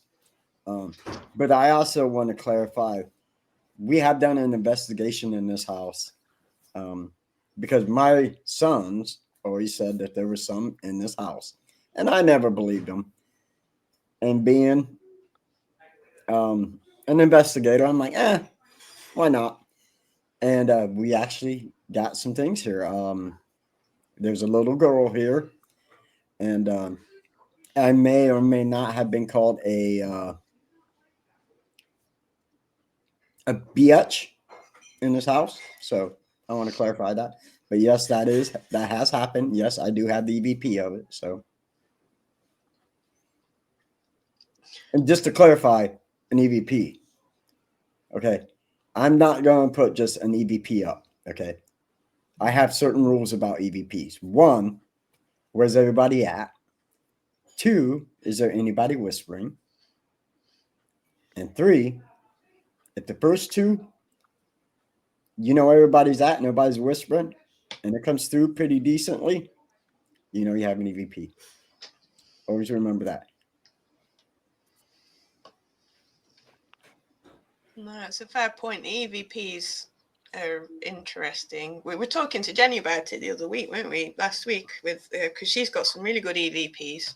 But it's like, you have to. I think also with EVPs, you have to do a few hundred of the things until your brain kind of clicks into them as well. Right. It's like once you've listened to about 30 or 40 of them, you start to be able to tell a little bit easier when there is somebody in the background and when it's an EVP. Or I found that anyway, because it's on a slightly different place in my ear, for want of a better way of saying it. But like you say, it's like until you actually get that, you have to ask. Yes. Because we were saying last week that people make a lot more noise than they think they do. So they think they're sitting still, and you've got rustling, toe tapping, finger tapping, breathing, coughing even, and you don't even realize you're coughing a lot of the time. And then you're like, oh, did you hear that? And it's like, Yeah. So, And, and it's real easy. If you do something like that, point it out on your recorder. Hey, that was me. Hey, that was Blake. Blake farted. That's what that noise was. Like seriously, and don't be free. That is a good question. Here's my thing with anything Sasquatch related and this and that. I'm kind of a skeptic. Okay, and I'm gonna tell you why. So I live in Indiana. North of us is a state called Wisconsin, where there have been several Sasquatch sightings. All right. In the state of Wisconsin, they have 2 million registered hunters. 2 million. Wow. And not one of them pew-pewed one. Not one. Not Bigfoot, no nothing. None of them got pew-pewed. You know what I'm saying? So for me, I don't want to say I don't believe in Sasquatch family, Bigfoot, because let's face it, there's a lot of things we have not discovered. And that could be easily one. There's a vast forests and mountains for Yetis everywhere that we simply have not explored. And it's probably best that we don't. But here's always been my question. If you do go hunting for a Sasquatch or Bigfoot, and you out there and you're making a mating call or whatever, what are you going to do when he walks out and he's rock hard? Y'all better ask yourself that question, because I'm just saying, like, you better be prepared for whatever consequences. Especially for sure. No, I get it. Especially when you're Scott's height, because obviously, I mean, you're probably like Sasquatch 8 foot, you're 12 foot. I would run. I'm a tiny guy. I quit. You ain't catching me. Yeah. No, I agree with you, Scott. I mean, that's why I could never go to prison. Same thing, because I would be done by Mr. Big, who's in with the warders. I know that. Oh yeah, absolutely. I know that. If a Dogman or if a Sasquatch came out, then I would be his bitch. That would be it. Yeah. That's Yeah, I was going to say, if Sasquatch came out to Scott with a big cup of coffee, I'm sure he'd change his mind quite quick. Yeah. It'd be like, hey, this that top depends. quality Like, coffee being here, Scott. It's like, are you ready to go? It's like, yeah. if he put creamer in that or anything else, I'm not drinking it. I don't know. It's fine. Like I said, I'm not saying none of that stuff is real. Okay, I say that, and this is just my opinion, just because I have not seen anything like that. Even though, I've read up on stuff in documentaries. I think it would be amazing if something like that was around. I really do. Because Earth is an amazing place. There's so many undiscovered species that we know nothing about. It really is. So I'm just saying. So anyway, the most important question, Scott, like Natalie said, would you sell yourself for a cup of coffee if Squatch came up? 100%. Yeah. You're a good man. You're a good man. It better be a good cup of coffee. I mean, I don't care.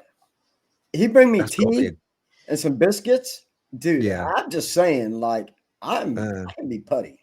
Maybe it's going to be like coffee. You know those beans that are eaten by some wild cat and then it's squirted out? Those ones? Squirted out, yes. Yeah. It would have to be that coffee. It would have to be that coffee. If it's that coffee, 100%. I wouldn't even think twice. I'd be like, let's go. Yeah. Have you not tried that coffee yet? Then I have not. It is an expensive coffee. It's it's expensive. Very. But yes, if Bigfoot was to show up with that kind of coffee, I am taking one for the team. I'm just saying. You're running off into the woods. Right. From Wasted. Like the answer to that. Hang on, Scott. I've got to say the question because this will go out on Spotify. So the question is, what are some of the craziest locations you've had a paranormal experience? Yeah. Good question. So definitely Davy's house in Kokomo, Indiana, which is the first place I ever got scratched. And like I said, being a skeptic believer, I thought something had bitten me, honest to God, because I was actually going back in the house. We were getting ready to leave. We were going to go down to the gas station and get something to drink. Me, Tim Kohler, Crystal Kohler, and Jeremy York. We were there investigating this house. And I was going back in because I had a potty, but there's no bathroom. All right. So I was outside. And I'm like, what the heck? And this is like in the month of March. Okay. So it's still pretty chilly in Indiana. I got several layers of clothes on and I'm walking to this bathroom that does not exist. And Tim Kohler looks at me and goes, "What are you doing? There's no bathroom in there." I'm like, "Dude, something bit me. Like something bit me. This hurt. It kind of hurts." And I took my pants off, not off, but I pulled them down. I had long johns on. I pulled those down to look to see what bit me. And there was actually scratches on my thigh. Oddest thing in the world, because there was no flies, no mosquitoes, no spiders, because it's still like 40 degrees in Indiana. So Fahrenheit, I don't know what that would be Celsius. Sorry, y'all, if you're used to Celsius. I would probably say like 11 degrees Celsius, give or take. Coldish. Yeah, so it was still cold, and that has been the very first where I was attacked. And that house, it is no longer standing, but that house had a huge tragedy of a young gentleman, or actually it was a young lady who took her own life. on accident, trying to get her boyfriend to come back over to the house. I guess from the understanding was she was trying to make it look like it happened, but ended up it actually happened. So, and that was kind of rough. And then the Bell Mansion in Fort Wayne. I was up there with Ricky Hilliard, and I actually got scratched on my back on that one. And that I know of, I'm like one of only very, very few people that has ever been scratched there. So I don't know. She must not like me. That's a notoriety, isn't it? I'm not sure whether it's. Do you know, it's a very steady retro. How you doing, Pauline? It's she said, are your family seeing shadow beings or fleeting shadows away from the home, and do you hunt? I guess she means, do you hunt from the point of view of actively go out looking for shadow beings, I expect. It's odd because my wife is actually a huge skeptic. So if she sees something, she's not gonna even notice because she just doesn't believe. My son, who lives with me, he actually, who Blake has met, Aiden, he actually is a paranormal investigator himself. He's had some experiences here, but most of the time, if he does, he don't. He's a young man. Okay, he stays in his room. He does this a lot. Pew pew pew, pew pew pew pew. Yeah. Video games. So a lot of times, if they do, they're not telling me. But me, like I said, there, there's nothing. I'll be watching TV or something. I see it. I see it. I can see them.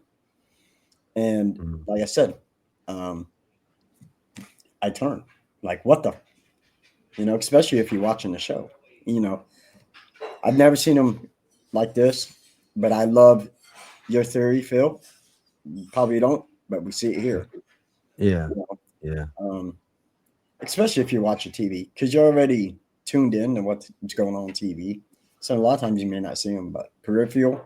So I do see them, and it's probably my fault. They're here. Why'd you say that? Well, starting out in here, being a provoker, it's hard to tell what has attached itself to me, honestly.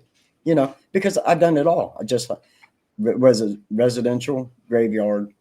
You just never know, And back then, we didn't know about protection. I didn't know anything about crystals. You don't now. Oh yeah, absolutely. I honestly, Scott, don't think it's because you provoked them, and so they're kind of like seeking retribution, that they're gonna spectrally haunt you by drifting past your field of view, just to sort of knock you off kilter and make you wary. I don't think it's that. What I do believe it is people that actively open themselves up to the paranormal, right, are tagged. We inadvertently seek, and inadvertently we find, and they see us as we see them, and that's what happens. You just get tagged, man. And and the thing is that tagging, it proliferates. You start seeing shadows, and then weird coincidental stuff will happen to you as well. And you think, hang on, that's really absurd. Why has that happened? It might be that you lose something, and then you find it in the most absurd way, absurd place, and you think, hang on a minute, why? I was looking for that, and it's just right by the crapper. Why is it, or the toilet seat's down and you didn't put the toilet seat down, and it's like, why the hell is it there? I didn't put my glasses there. Absurd coincidental stuff happens. That's another facet of this thing we're dealing with. It's because you get tagged, because that's one thing that I always say to people. If you do want to go out and you do want to open yourself up, I had a friend of mine, Still got a friend of mine, and he's more a scientific basis. Okay, and he said to me, Right. "Oh, do you know, Phil? I'd like to go out and look for Dogman, and come Right. out with you, and so that I can see myself." And I had to say, "Well, you can, but you have to be aware that if you go out, okay, into woods or forest, especially at night, then you are very often going to open yourself up to not just seeing Dogman. You're going to open yourself up to seeing other stuff as well." Right. Yeah. Do you agree with that? Absolutely. 100%. Yeah. Yeah. Absolutely. Yeah. Because walking out there, you may be going to look for one thing, but you don't know. I live out in the country. Okay. I have woods behind my house. So do I go out there at night looking for stuff? Absolutely not. Nope. Nope. Not because I'm scared. Because, okay, maybe I am. Who knows? But we also have wild animals around here. Is a coyote going to attack me? No, because, well, I live out in the country. We have things here. Pew pews. Plenty of pew pews. But,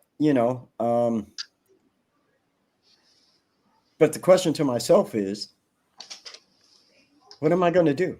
What am I going to do if I run into a dogman, a wendigo, some kind of cryptid? What am I going to do? Nothing. Nothing. Probably going to turn around and run. I'll be honest about that. I am not going to stand there and go, "Hey, how you doing? Come see me." No, not happening. Yeah. If a Sasquatch goes walking up to me, 8, 9 feet tall, I'm going the other way. I'm not waiting around to try and shake a hand. Yeah. And it's the same with it's the same with paranormal as well.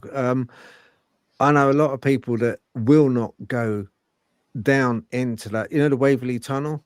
They will not go down into that tunnel. They will not go down because it's something in us where, I guess it's where we're like when we were Neanderthals and we saw a cave and we thought, oh, that cave is really dark. Now, I'm not sure what's in it. It could be a big giant bear, anything in there, Right. And it's the same thing. It's that same sense that I don't know whether it's because we're not really built for nighttime stuff. Anyway, we're not really built for dark. We're really not. We're pretty useless when it comes physically to the dark. We are. We really are. So by you going down into the Waverley Tunnel, that takes balls, to do that. Yeah. That does take balls to do Well, that. my son was with me, and he wanted to make sure we walked down it. I didn't know I was signing up for 2 more times to walk up and down it because it is a long walk.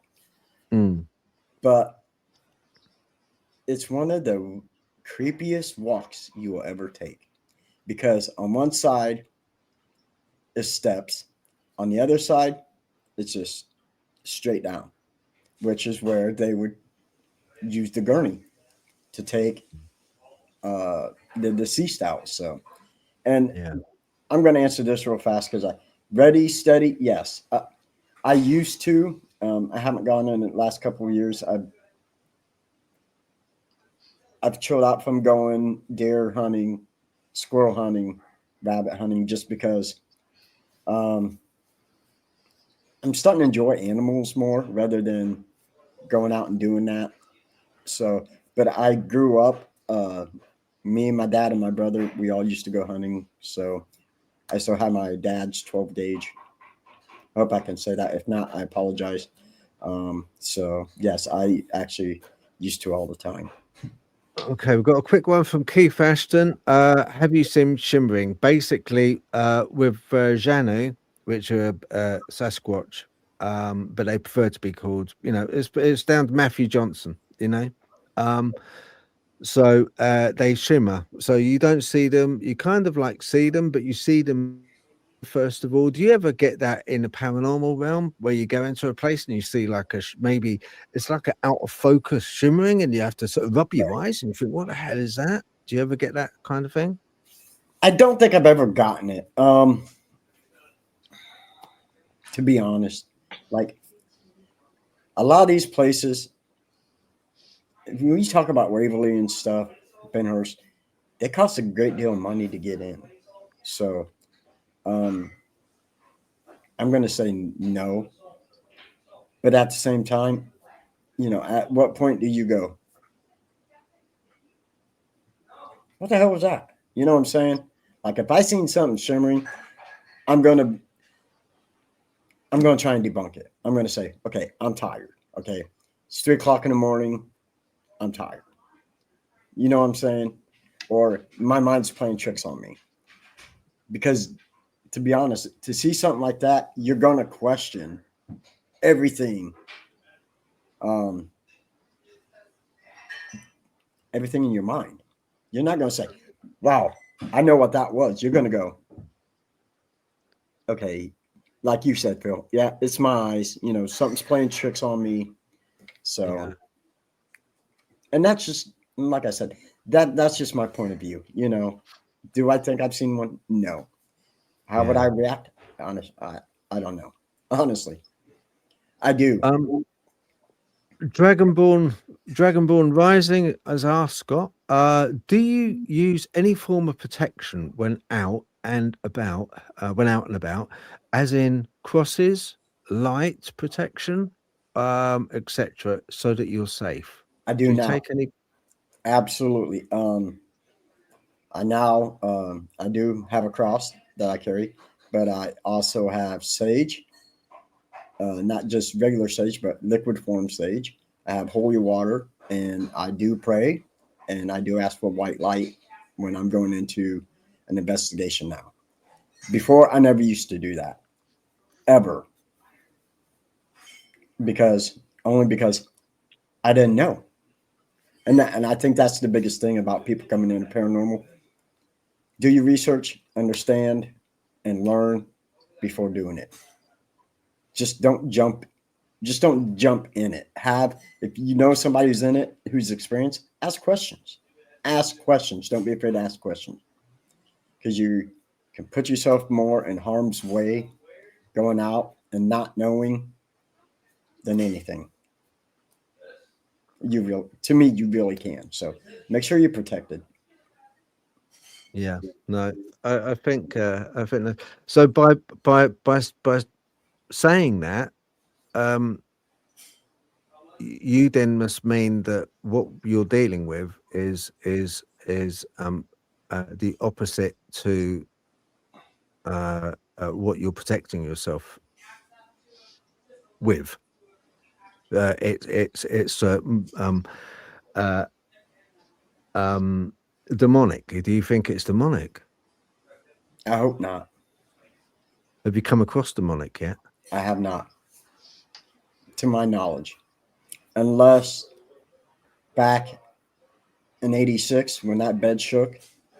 Yeah, That's the only thing. that really stayed with you, didn't it? That really stayed with you. It stayed with me all these years, and it was something I'll take until it's my day to go off this planet. That is something I will always remember. Always. Those Yeah, two instances, Monroeville, Indiana, the UFO, UAP, yeah. and Warren, the bed shaking. That's two things I always keep with me.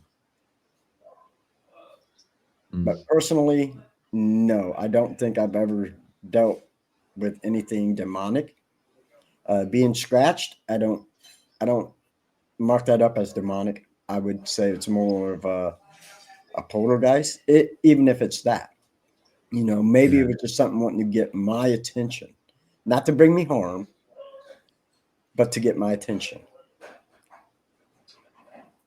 You know, Yeah. but that's my belief. See, my belief is, I think and please, like I said, this is just my opinion, so don't. My belief is, I think you have less than a 1% chance of seeing something demonic. I could be wrong, but I believe in heaven and hell. Okay. And to encounter something demonic, I think would be absolutely terrifying. Absolutely. When you think about something like The Exorcist, The Exorcism of Emily Rose. You know, when you talk about demonic stuff, that is probably going to be the scariest thing you will ever encounter. I don't want to even think about it. Personally. Yeah. Do you know that it's funny I find it a bit funny anyway. When you're face to face with something that is truly evil, it's another kind of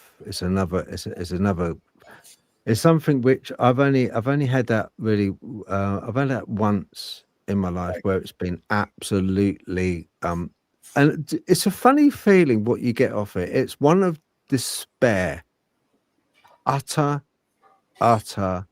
despair, hopelessness, pain, and just suffering. It's not even evil. To call it evil is, you know, you can say that, you know, people, dictators in the past, you know, Genghis Khan and, you know, the Adolf and, you know, all the rest of it are they evil people. This goes beyond that even. Right. It goes beyond that. It's an emanation of utter dark black despair. And when you it leaves something with you, it has an effect. It had an effect on me, you know. It leaves a mark with you. Right. It's sort of a fingerprint, and it's like it's a funny thing. But it's awful. It is awful. It's something which I never would want to have again. I think you explain that better than anybody I've ever heard, especially the examples when, because people say, oh, what, you know, a serial killer, or like you said, Mr. Germany.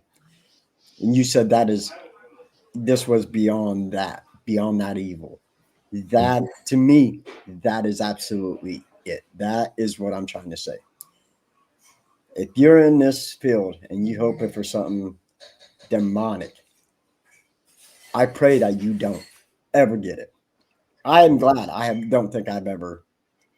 Spiritually, have I been attacked? Yes. Waverly Hills, absolutely. But it was not to where what you just explained, and I am absolutely thankful for that. Thank you, Scott. Yeah, I hope also that, you know, and I'm sure you won't.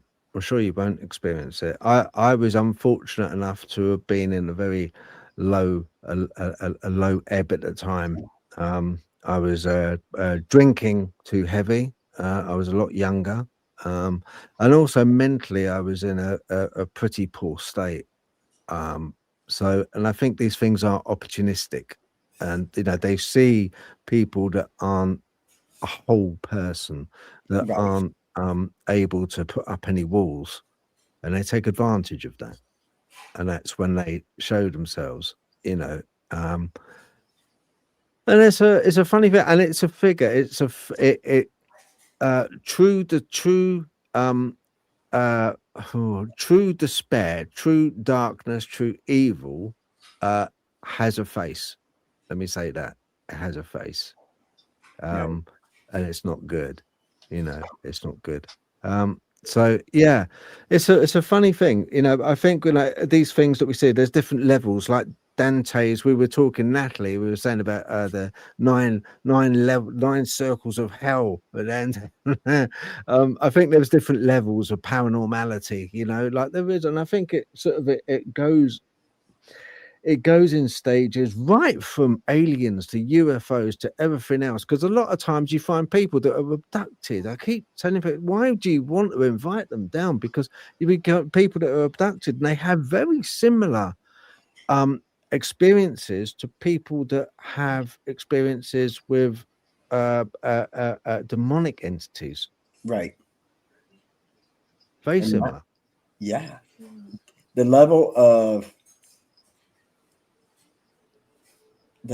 PTSD and anxiety that would cause somebody, to me, is unimaginable. I mean,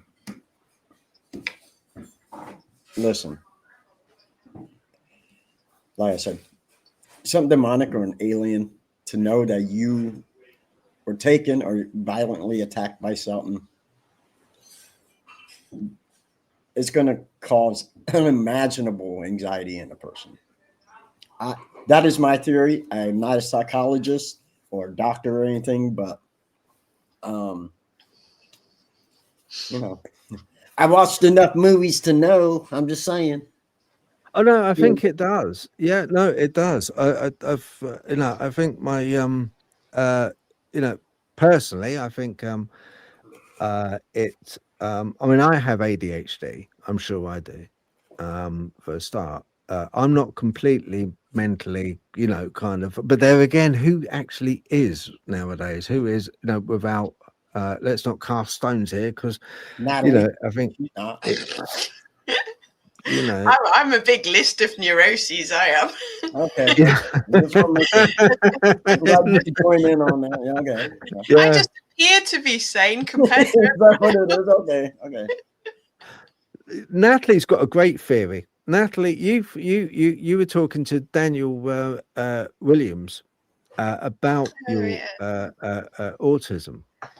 Yeah, because Daniel, one of the is he mainly Bigfoot? Is he paranormal? Yeah, Daniel J. Williams. He's a fantastic guy as well.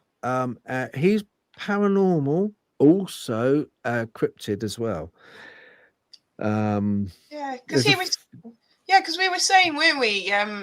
Nearly everyone we talk to, or it seems to be at the moment, is either autistic, ADHD, or ADHD. And it's like a couple of years ago, I found out that I was highly likely to be autistic, which explains a lot. But originally I thought might have been ADHD, but there's no way now, because the more ADHD people I meet, I'm just don't have enough overlap. But I think it was his theory, actually, not mine so much. In the autism circles, there's a strong indication that a lot of autistic people incline more towards being telepathic. So their experience of the world is sort of like, sort of more ESP. And Daniel said that there's an awful lot of ADHDers in the paranormal field. And I said it would be an interesting thing to actually study, because Mary, Shane's ADHD. Mary is not sure whether she's neurodivergent. I'm almost certainly. Roxy is. You are. Phil is most likely, if not just deranged. But who else was it? With Chris Matchin, I think, is autistic. Somebody else that we spoke to was autistic. Somebody else, and I was just like, it's unusual not to have somebody say, I think I'm on a neurodivergent spectrum somewhere in the paranormal. I think it's odd to say for somebody in the paranormal to go, I'm normal. We're paranormal. But yeah, it does seem to be a thing that we I don't know whether it's like the processing, the brain processing, or I know in autism it's like very often we tend to think it's like pattern, because autistic people are very good at pattern recognition. So it's like, something repeats. It's like I say, when I do paranormal investigations, I look at patterns of things, and then if it happens often enough, it starts to become, this is the kind of thing that I expect, and usually if it supports it, I will keep that pattern in place and go, right, okay, I think it's probably this. But with the ADHD, a lot of ADHD people that I know have spot on sort of like spidey senses for when people are lying, for sort of like things that aren't what they say they are, and for sort of like, and they also have this sixth sense thing going on. So it is quite interesting. I think we need to just do a questionnaire before we interview anyone, with the first one being, are you or do you suspect some form of neurodivergence? It's so interesting you say that, because it is. Nick Moulet. Oh, Nick as well. Yes, he's autistic. Absolutely love it, man. He is autistic, and that guy is so intelligent when it comes to stuff. Like, I love listening to him talk about the paranormal and just anything in general. I mean, he is such a good dude. Yeah, He really is. Yes. Yes, because he's like almost Phil. He's almost encyclopedic Oh with yeah. the knowledge that he has. He's quite big on cryptids, isn't he? I think Oh, as well. he's really big on cryptids.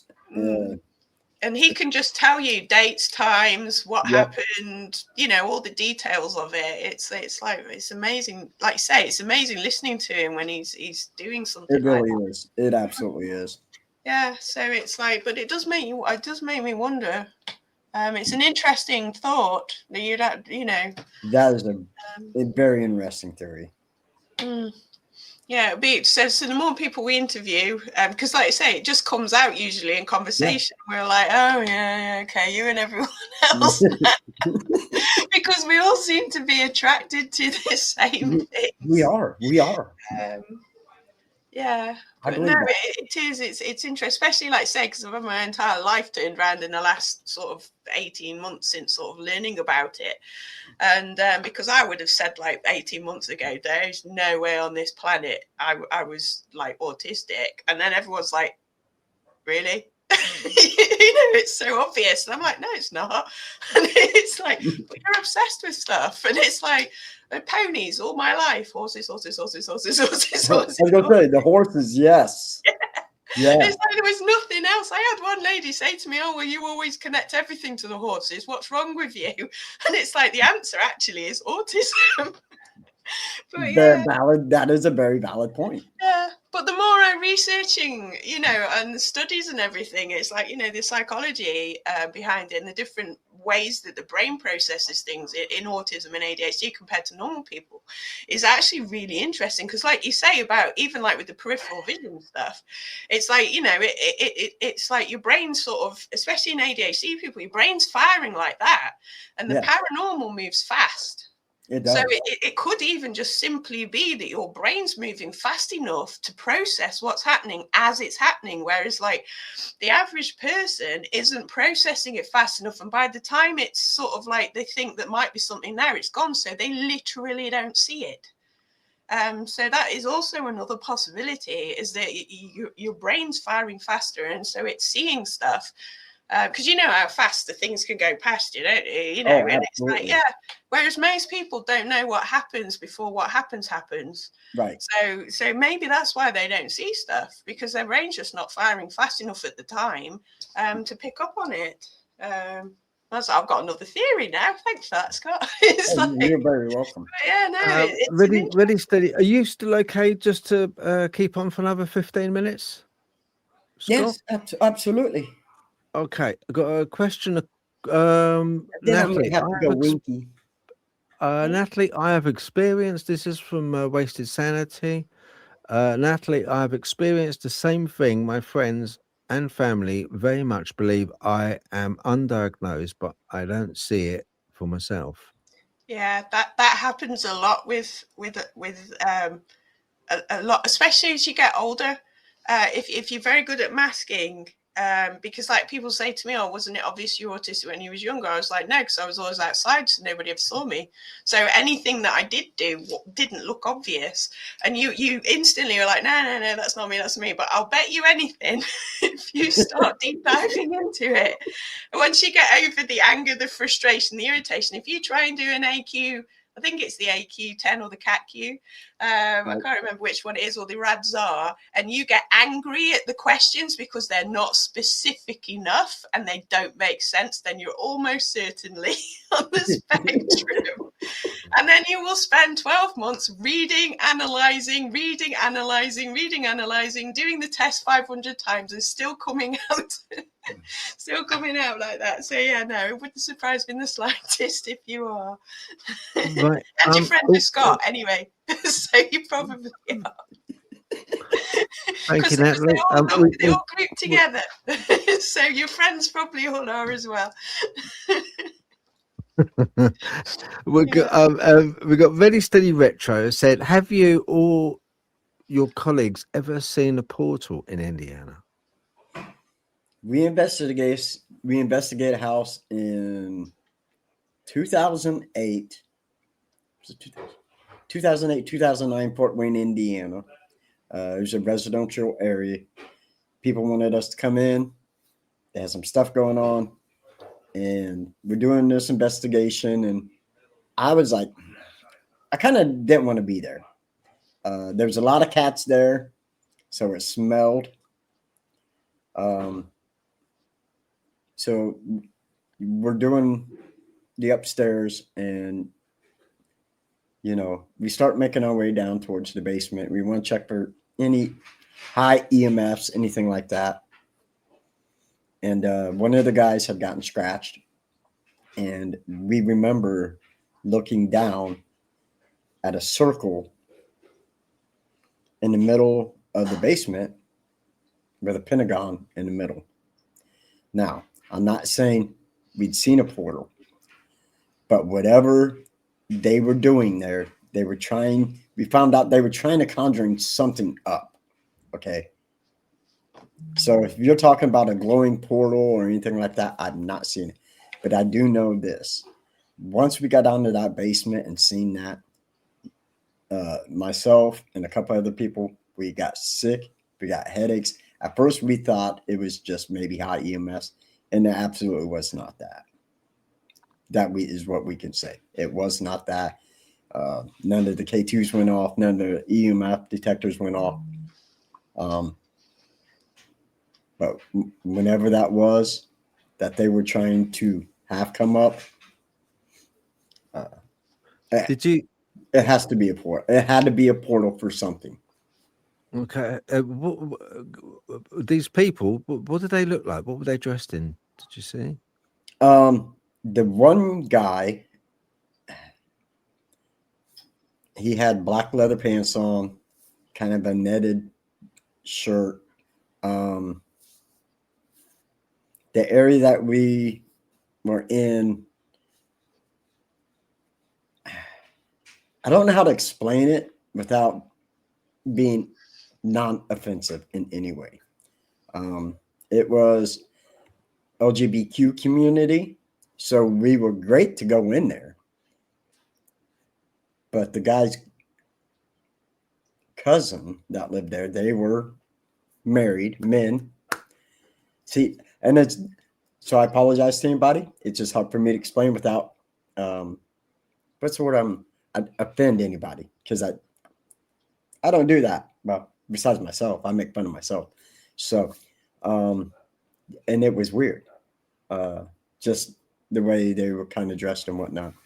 The one roommate who wasn't there was the one that had put the pentagram down in the middle of the basement floor.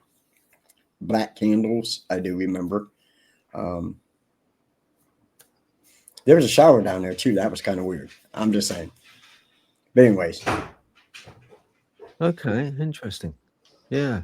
A lot of practitioners that sort of mess around doing stuff like this. The problem is they go wrong because they don't actually know what they're doing properly. Right. And so they tend to read up on certain books and think they can carry out these things, and they do more harm than good, really, to themselves and the area, because they just have no knowledge. Exactly. That's the problem. But yeah, no, interesting. Okay, yeah. So just getting back to the ghost thing again, do you think that people that have deceased, that have passed away, come back? Is that what a ghost is? I think they are somebody who has, there's still a reason why they're here. Like there's unfinished business. Somebody asked me one time if my father, who's passed away, if I would love to go investigate and talk to him. And my answer is no. I don't want to think that my loved ones, when we pass, that they're trapped here. I hope not. Unless there's an honest message, I want to say no. I hope wherever they're supposed to be, I hope he's up there. But for me, a spirit, there's got to be a reason why they're here. Do you think it's purgatory for them? This is I do. I would say yes. I would say yes. Because there's something here unfinished. I mean, if you got a family member, trust me, I would love to hear my dad's voice. I really would. I miss him every day. But I hope he's in a better place than here. You know, I don't want my dad roaming in a house. You know, I don't want that. You know, I hope to see him someday. Someday. Not Sunday, not Monday, not Tuesday. You know, would I like to? Absolutely. But I don't think, no. I think this is a purgatory for him. Whether it's they have something unfinished or there was something tragic happened, and that's why they're still here. There's something tragic has happened to why they're still here. Yeah, because purgatory, in a way, from my understanding, is like the souls are unable to either move on to heaven or move on to hell. So it kind of makes sense that if they're trapped on, they're trapped in the middle. It is kind of purgatory because they are unable to move on anywhere. Yeah. So to me, you're trapped in between both. Yeah, you're trapped between, and I suppose the earth technically is in between in a weird kind of way. So if you believe the above and below thing, Right. yeah, no, it kind of makes sense really that you sort of like still on earth, but not on earth, but unable to go anywhere else either. Right. Yeah, and it's not bad and it's not good because that also is purgatory, isn't it? If I understand it correctly. Right. If I remember rightly. I don't want to think it's like Dante's Inferno, you know, 7 different layers of, you know, I think just here. Yeah, just here. You know. Yeah, it makes a lot of sense really when you think about it. Because I mean, sometimes the religious that they tend to oversimplify. I think because they were trying to explain it to sort of like, you know, Joe Blogs on the street. They've had to oversimplify it. And I sometimes think that we've lost a lot of the nuances of what they actually meant because they've had to simplify it. And the knowledge has gotten whittled away down to that either or in the middle bit. But yeah, no, I think it makes a lot of sense. Ready Steady Retro has asked a question. I'm going to take this to be, have you ever experienced anything supernatural in any of the Indiana state parks or the dunes? So we used to go camping all the time at Salamone, which is 20 minutes from my house. It's our reservoir, if you want to basically call. And I actually let my kids do a small investigation there.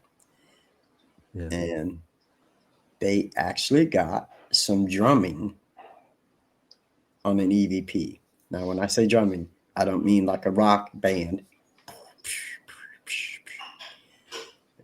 More like a pump, almost like a war drum. And which is odd because that's twice I've ever heard something like that. The first time was in just outside of Marion, Indiana, a place called Mississinawa, Battle of 1812. French-Indian War going on, or the Americans, and huge battlefield, open ground, war drums. Promise you, war drums. And I have one person who heard it, who's beyond it, who's a big skeptic, and would verify that they heard war drums, and that is my wife. Interesting. Blake Wasted Sanity said Okefenokee is also part of Salamone. It is. It is. Yeah.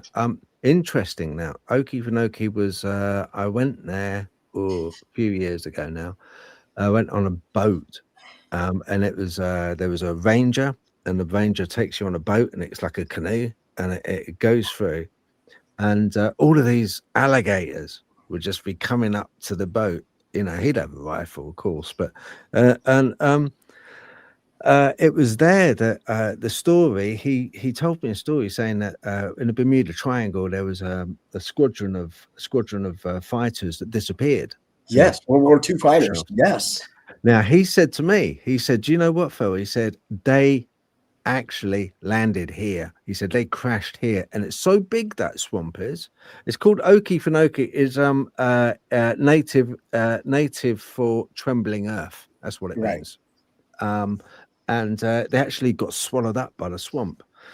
And the pilots are meant to still be seen there on occasions. That would probably be, for me, that would be scary but amazing, because I'm a huge World War II buff. So that, yes, the Bermuda Triangle is yes. Yeah, fascinating, absolutely fascinating. Yeah, I know that is a cool swamp. I like that place. Swamp. No, the swamps are really. They got. I tell you I what. was just being literal. The idea of having a cool swamp. Yeah. Did you say idea? Is that how you said that? The what? Say that again. It's Ideal. the cool idea. Okay. Cool idea. I thought you said idea. Idea. I Might don't have been care. a slight bit of accent coming out. I Listen, use it you every keep so your often. accent. I love your guys' accent. I don't know. I I've can got say a that. mixture of dialects in my accent. I was listening back to one of the podcasts and I could hear a little bit of Welsh lilt, a little bit of Midlands, a little bit of here, there, and everywhere. There's But yeah, nothing so wrong with that. sometimes I say words a bit funny if I'm not Yeah, focused. Scott, do I come across as being a little bit Dick Van Dyke? You know, cool, blimey, Mary Poppins. Do I come across? Oh like my that? God, you do. Oh, dear. Oh, Mary Poppins. Yeah, cool, blimey. That is awesome. You know, and yeah. so I gotta ask Incredible, you isn't two. Can I ask you two a question? When you Yeah. have somebody come on your podcast, do you guys ever think, please just let me understand what they're saying, please? Because listen, and I'm not saying anything bad. I love that I understand, but I'm always afraid, like, to be on somebody else's podcast from overseas and go, what Mary, they say? I can't always understand Mary. She's the more podcasts she's doing, because she's Netherlands, and it's like the more podcasts she's doing, her English is getting better. It is so getting much better. Yeah, but when she first started doing it, and I interviewed her a year or two ago with Kerry, I struggled to understand what she was saying, and I felt really bad because she'd sort of say something funny, and I'd be like, you know, and then I feel really awful because I'd realise after a bit, I'd be like, can you just explain that again a minute? But yeah, so yeah, it is that because I'm a little bit worried about our, because we're being interviewed by Ravens Paranormal, not too far away, are we? And I was a bit worried that I wouldn't be able to understand them. I want to watch enough. that show just so I can listen to you guys talk, converse back and forth, and I go, huh? What? Yeah, I'm just sort of like, because I've had that done. Like Lois Pato, who is from Scotland. Oh, Scotland! If they come from certain areas of Scotland, like, what? Yeah, what are you talking about? What was that question? So I appreciate everybody so much. You have no idea. Yeah. Where I used to work in a hotel, we had a guy from Scotland come down quite regularly, and it always used to take me about 10 minutes of him talking to me before I clicked into what he was saying. And after a while, he used to get angry with me because I used to keep asking him to repeat it because I literally couldn't understand what he was saying. And he couldn't understand why I couldn't understand because I had a good conversation with him the time before. But my brain was like, I don't understand this. And then all of a sudden it's like, oh yeah, I get it now. I understand. But it takes a while. Well, it's not just me. No, it's not just you. Because that's what worries me sometimes. And it's like, because since I got older, my hearing's not so great either. So it's like a combination of, did I hear that correctly? Am I taking it too literally? Or did they actually say what I thought they said? And can I understand their accent? I mean, yeah. Yeah, no, it's not just you. It's all right, Dragonborn. I'll talk to you. You can join. I love the accents. Sorry. Yeah. Oh, bless. Yeah. Well, I mean, we're coming up to 2.5 hours now. Wow. Scott, Yes, sir. yeah, same. I would like to have you back if that's okay, because we've only really touched the surface on a few things. There's Dude, a I few would things I wanted to ask you. absolutely love to come back on. Absolutely. Oh, cool. Like, All right. anytime Yeah. you would love to have me on. And vice versa. I'm going to have you guys on. But you're going to have to talk some about my topics. Yeah. Yeah. Yeah. If No, it that'd says be really anything cool. about Bigfoot, run. Listen, Yeah. I know it'll be in another show, but my podcast is all about pushing the limits and pushing the topics. You know, Mm-hmm. I want to push the boundaries in the paranormal. We want to talk about the things most people don't want to talk about. That's why I love it. That is why I love it. Okay, and I like making people laugh. I really do.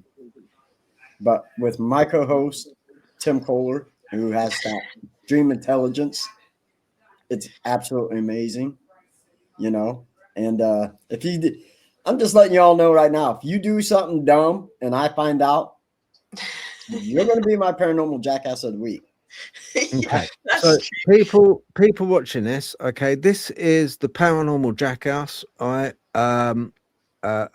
Scott's YouTube, and look, it's good for all the communities, okay, to be less fractured, you know, sort of all come together a bit more. I say, because what we're dealing with, you know, I think is from a sort of a central origin. So show the love to the channel, okay? I've subscribed, and show Scott some love on the channel, because it's a great channel. His videos, if anything, are really funny as well. You know, he's got a good sense of humor. So I want to show you that one. So go ahead, sub, like, and share it out. Also, I've got another one I want to show you is Facebook. I'm just going to get that up while I've got the opportunity. Let me have a look. I will get it. Did I say how amazing you guys really are? Oh, that's not me. I know That's I'm me. amazing. No, honestly. I don't know about Phil. No, I'm awesome. Listen, Phil is amazing. Like yeah.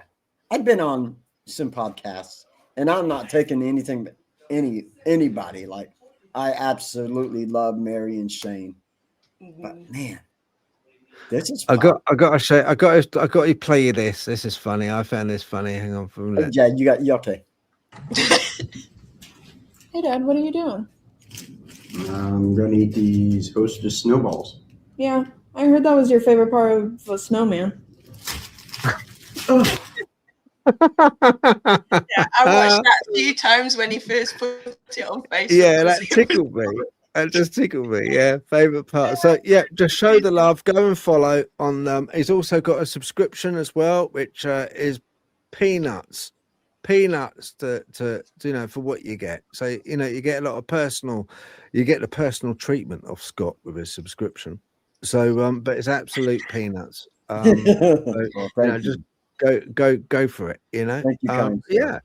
And other than that, is there anything else you'd like to share before we wrap it up, Scott? Well, if you're from America, every Thursday night, 7 p.m. Eastern time, join me on the Paranormal Jackass with my co-host Tim Kohler, and we promise to make you laugh, and we'd love to have you guys in and just talk to us. We love it when you guys communicate in the chat. Tell us what you think, what you like, don't like. I mean, I don't really care, but you know, no, we do. We love when people come in and just talk to us, and we love to hear your theories and stuff. So every Thursday night, like I said, 7 p.m. Eastern time, United States time. And yeah, other than that, I want to thank the both of you for an amazing show and having me on. Scott. Like, always a pleasure. This is, my mind is blown. You're a lovely man, Scott. I haven't met you before, and honestly, you're a lovely man. You know, 100%. Yeah, I like you. You're right. And I appreciate you guys so very much. Yeah, no, thanks, Scott. Natalie, anything you want to say before we go? No, thank you for all the love. I hope you have a really good night tonight. Hope you have a lovely night. I'm just looking at the time. It shuts at 3, so I should be able to get 2-3 hours of dancing in at least. Okay, it's 40 all right. minutes from here, We'll wrap up. Yeah, Before we go, I just want to quickly say to everyone at home as well, Tuesday, keep tuned on YouTube. I'm going to be streaming from 10 p.m. at night UK time. It's going to be a 14th century haunted inn with the GAPS team, GAPS team. Okay. So I'm going to be expecting as an awful lot of stories, accounts, and sightings going on in this is very, very old pub. All right. So, and I'm going to be digging myself into all the little cracks and crevices and all the dark, spooky parts of this place. Okay, with my camera and my head torch. So just stay tuned. It's going to be a long one. I think we got it for all night. So I'm going to be out and about in that pub with the GAPS team. So please join me, tune in, and say hi in the comments. Scott, thank you very much indeed for coming on. Do appreciate it. Natalie, brilliant. It's been a great show, isn't it, Natalie? Yeah, thank you. Thanks. Thank you all so much. Okay. Right.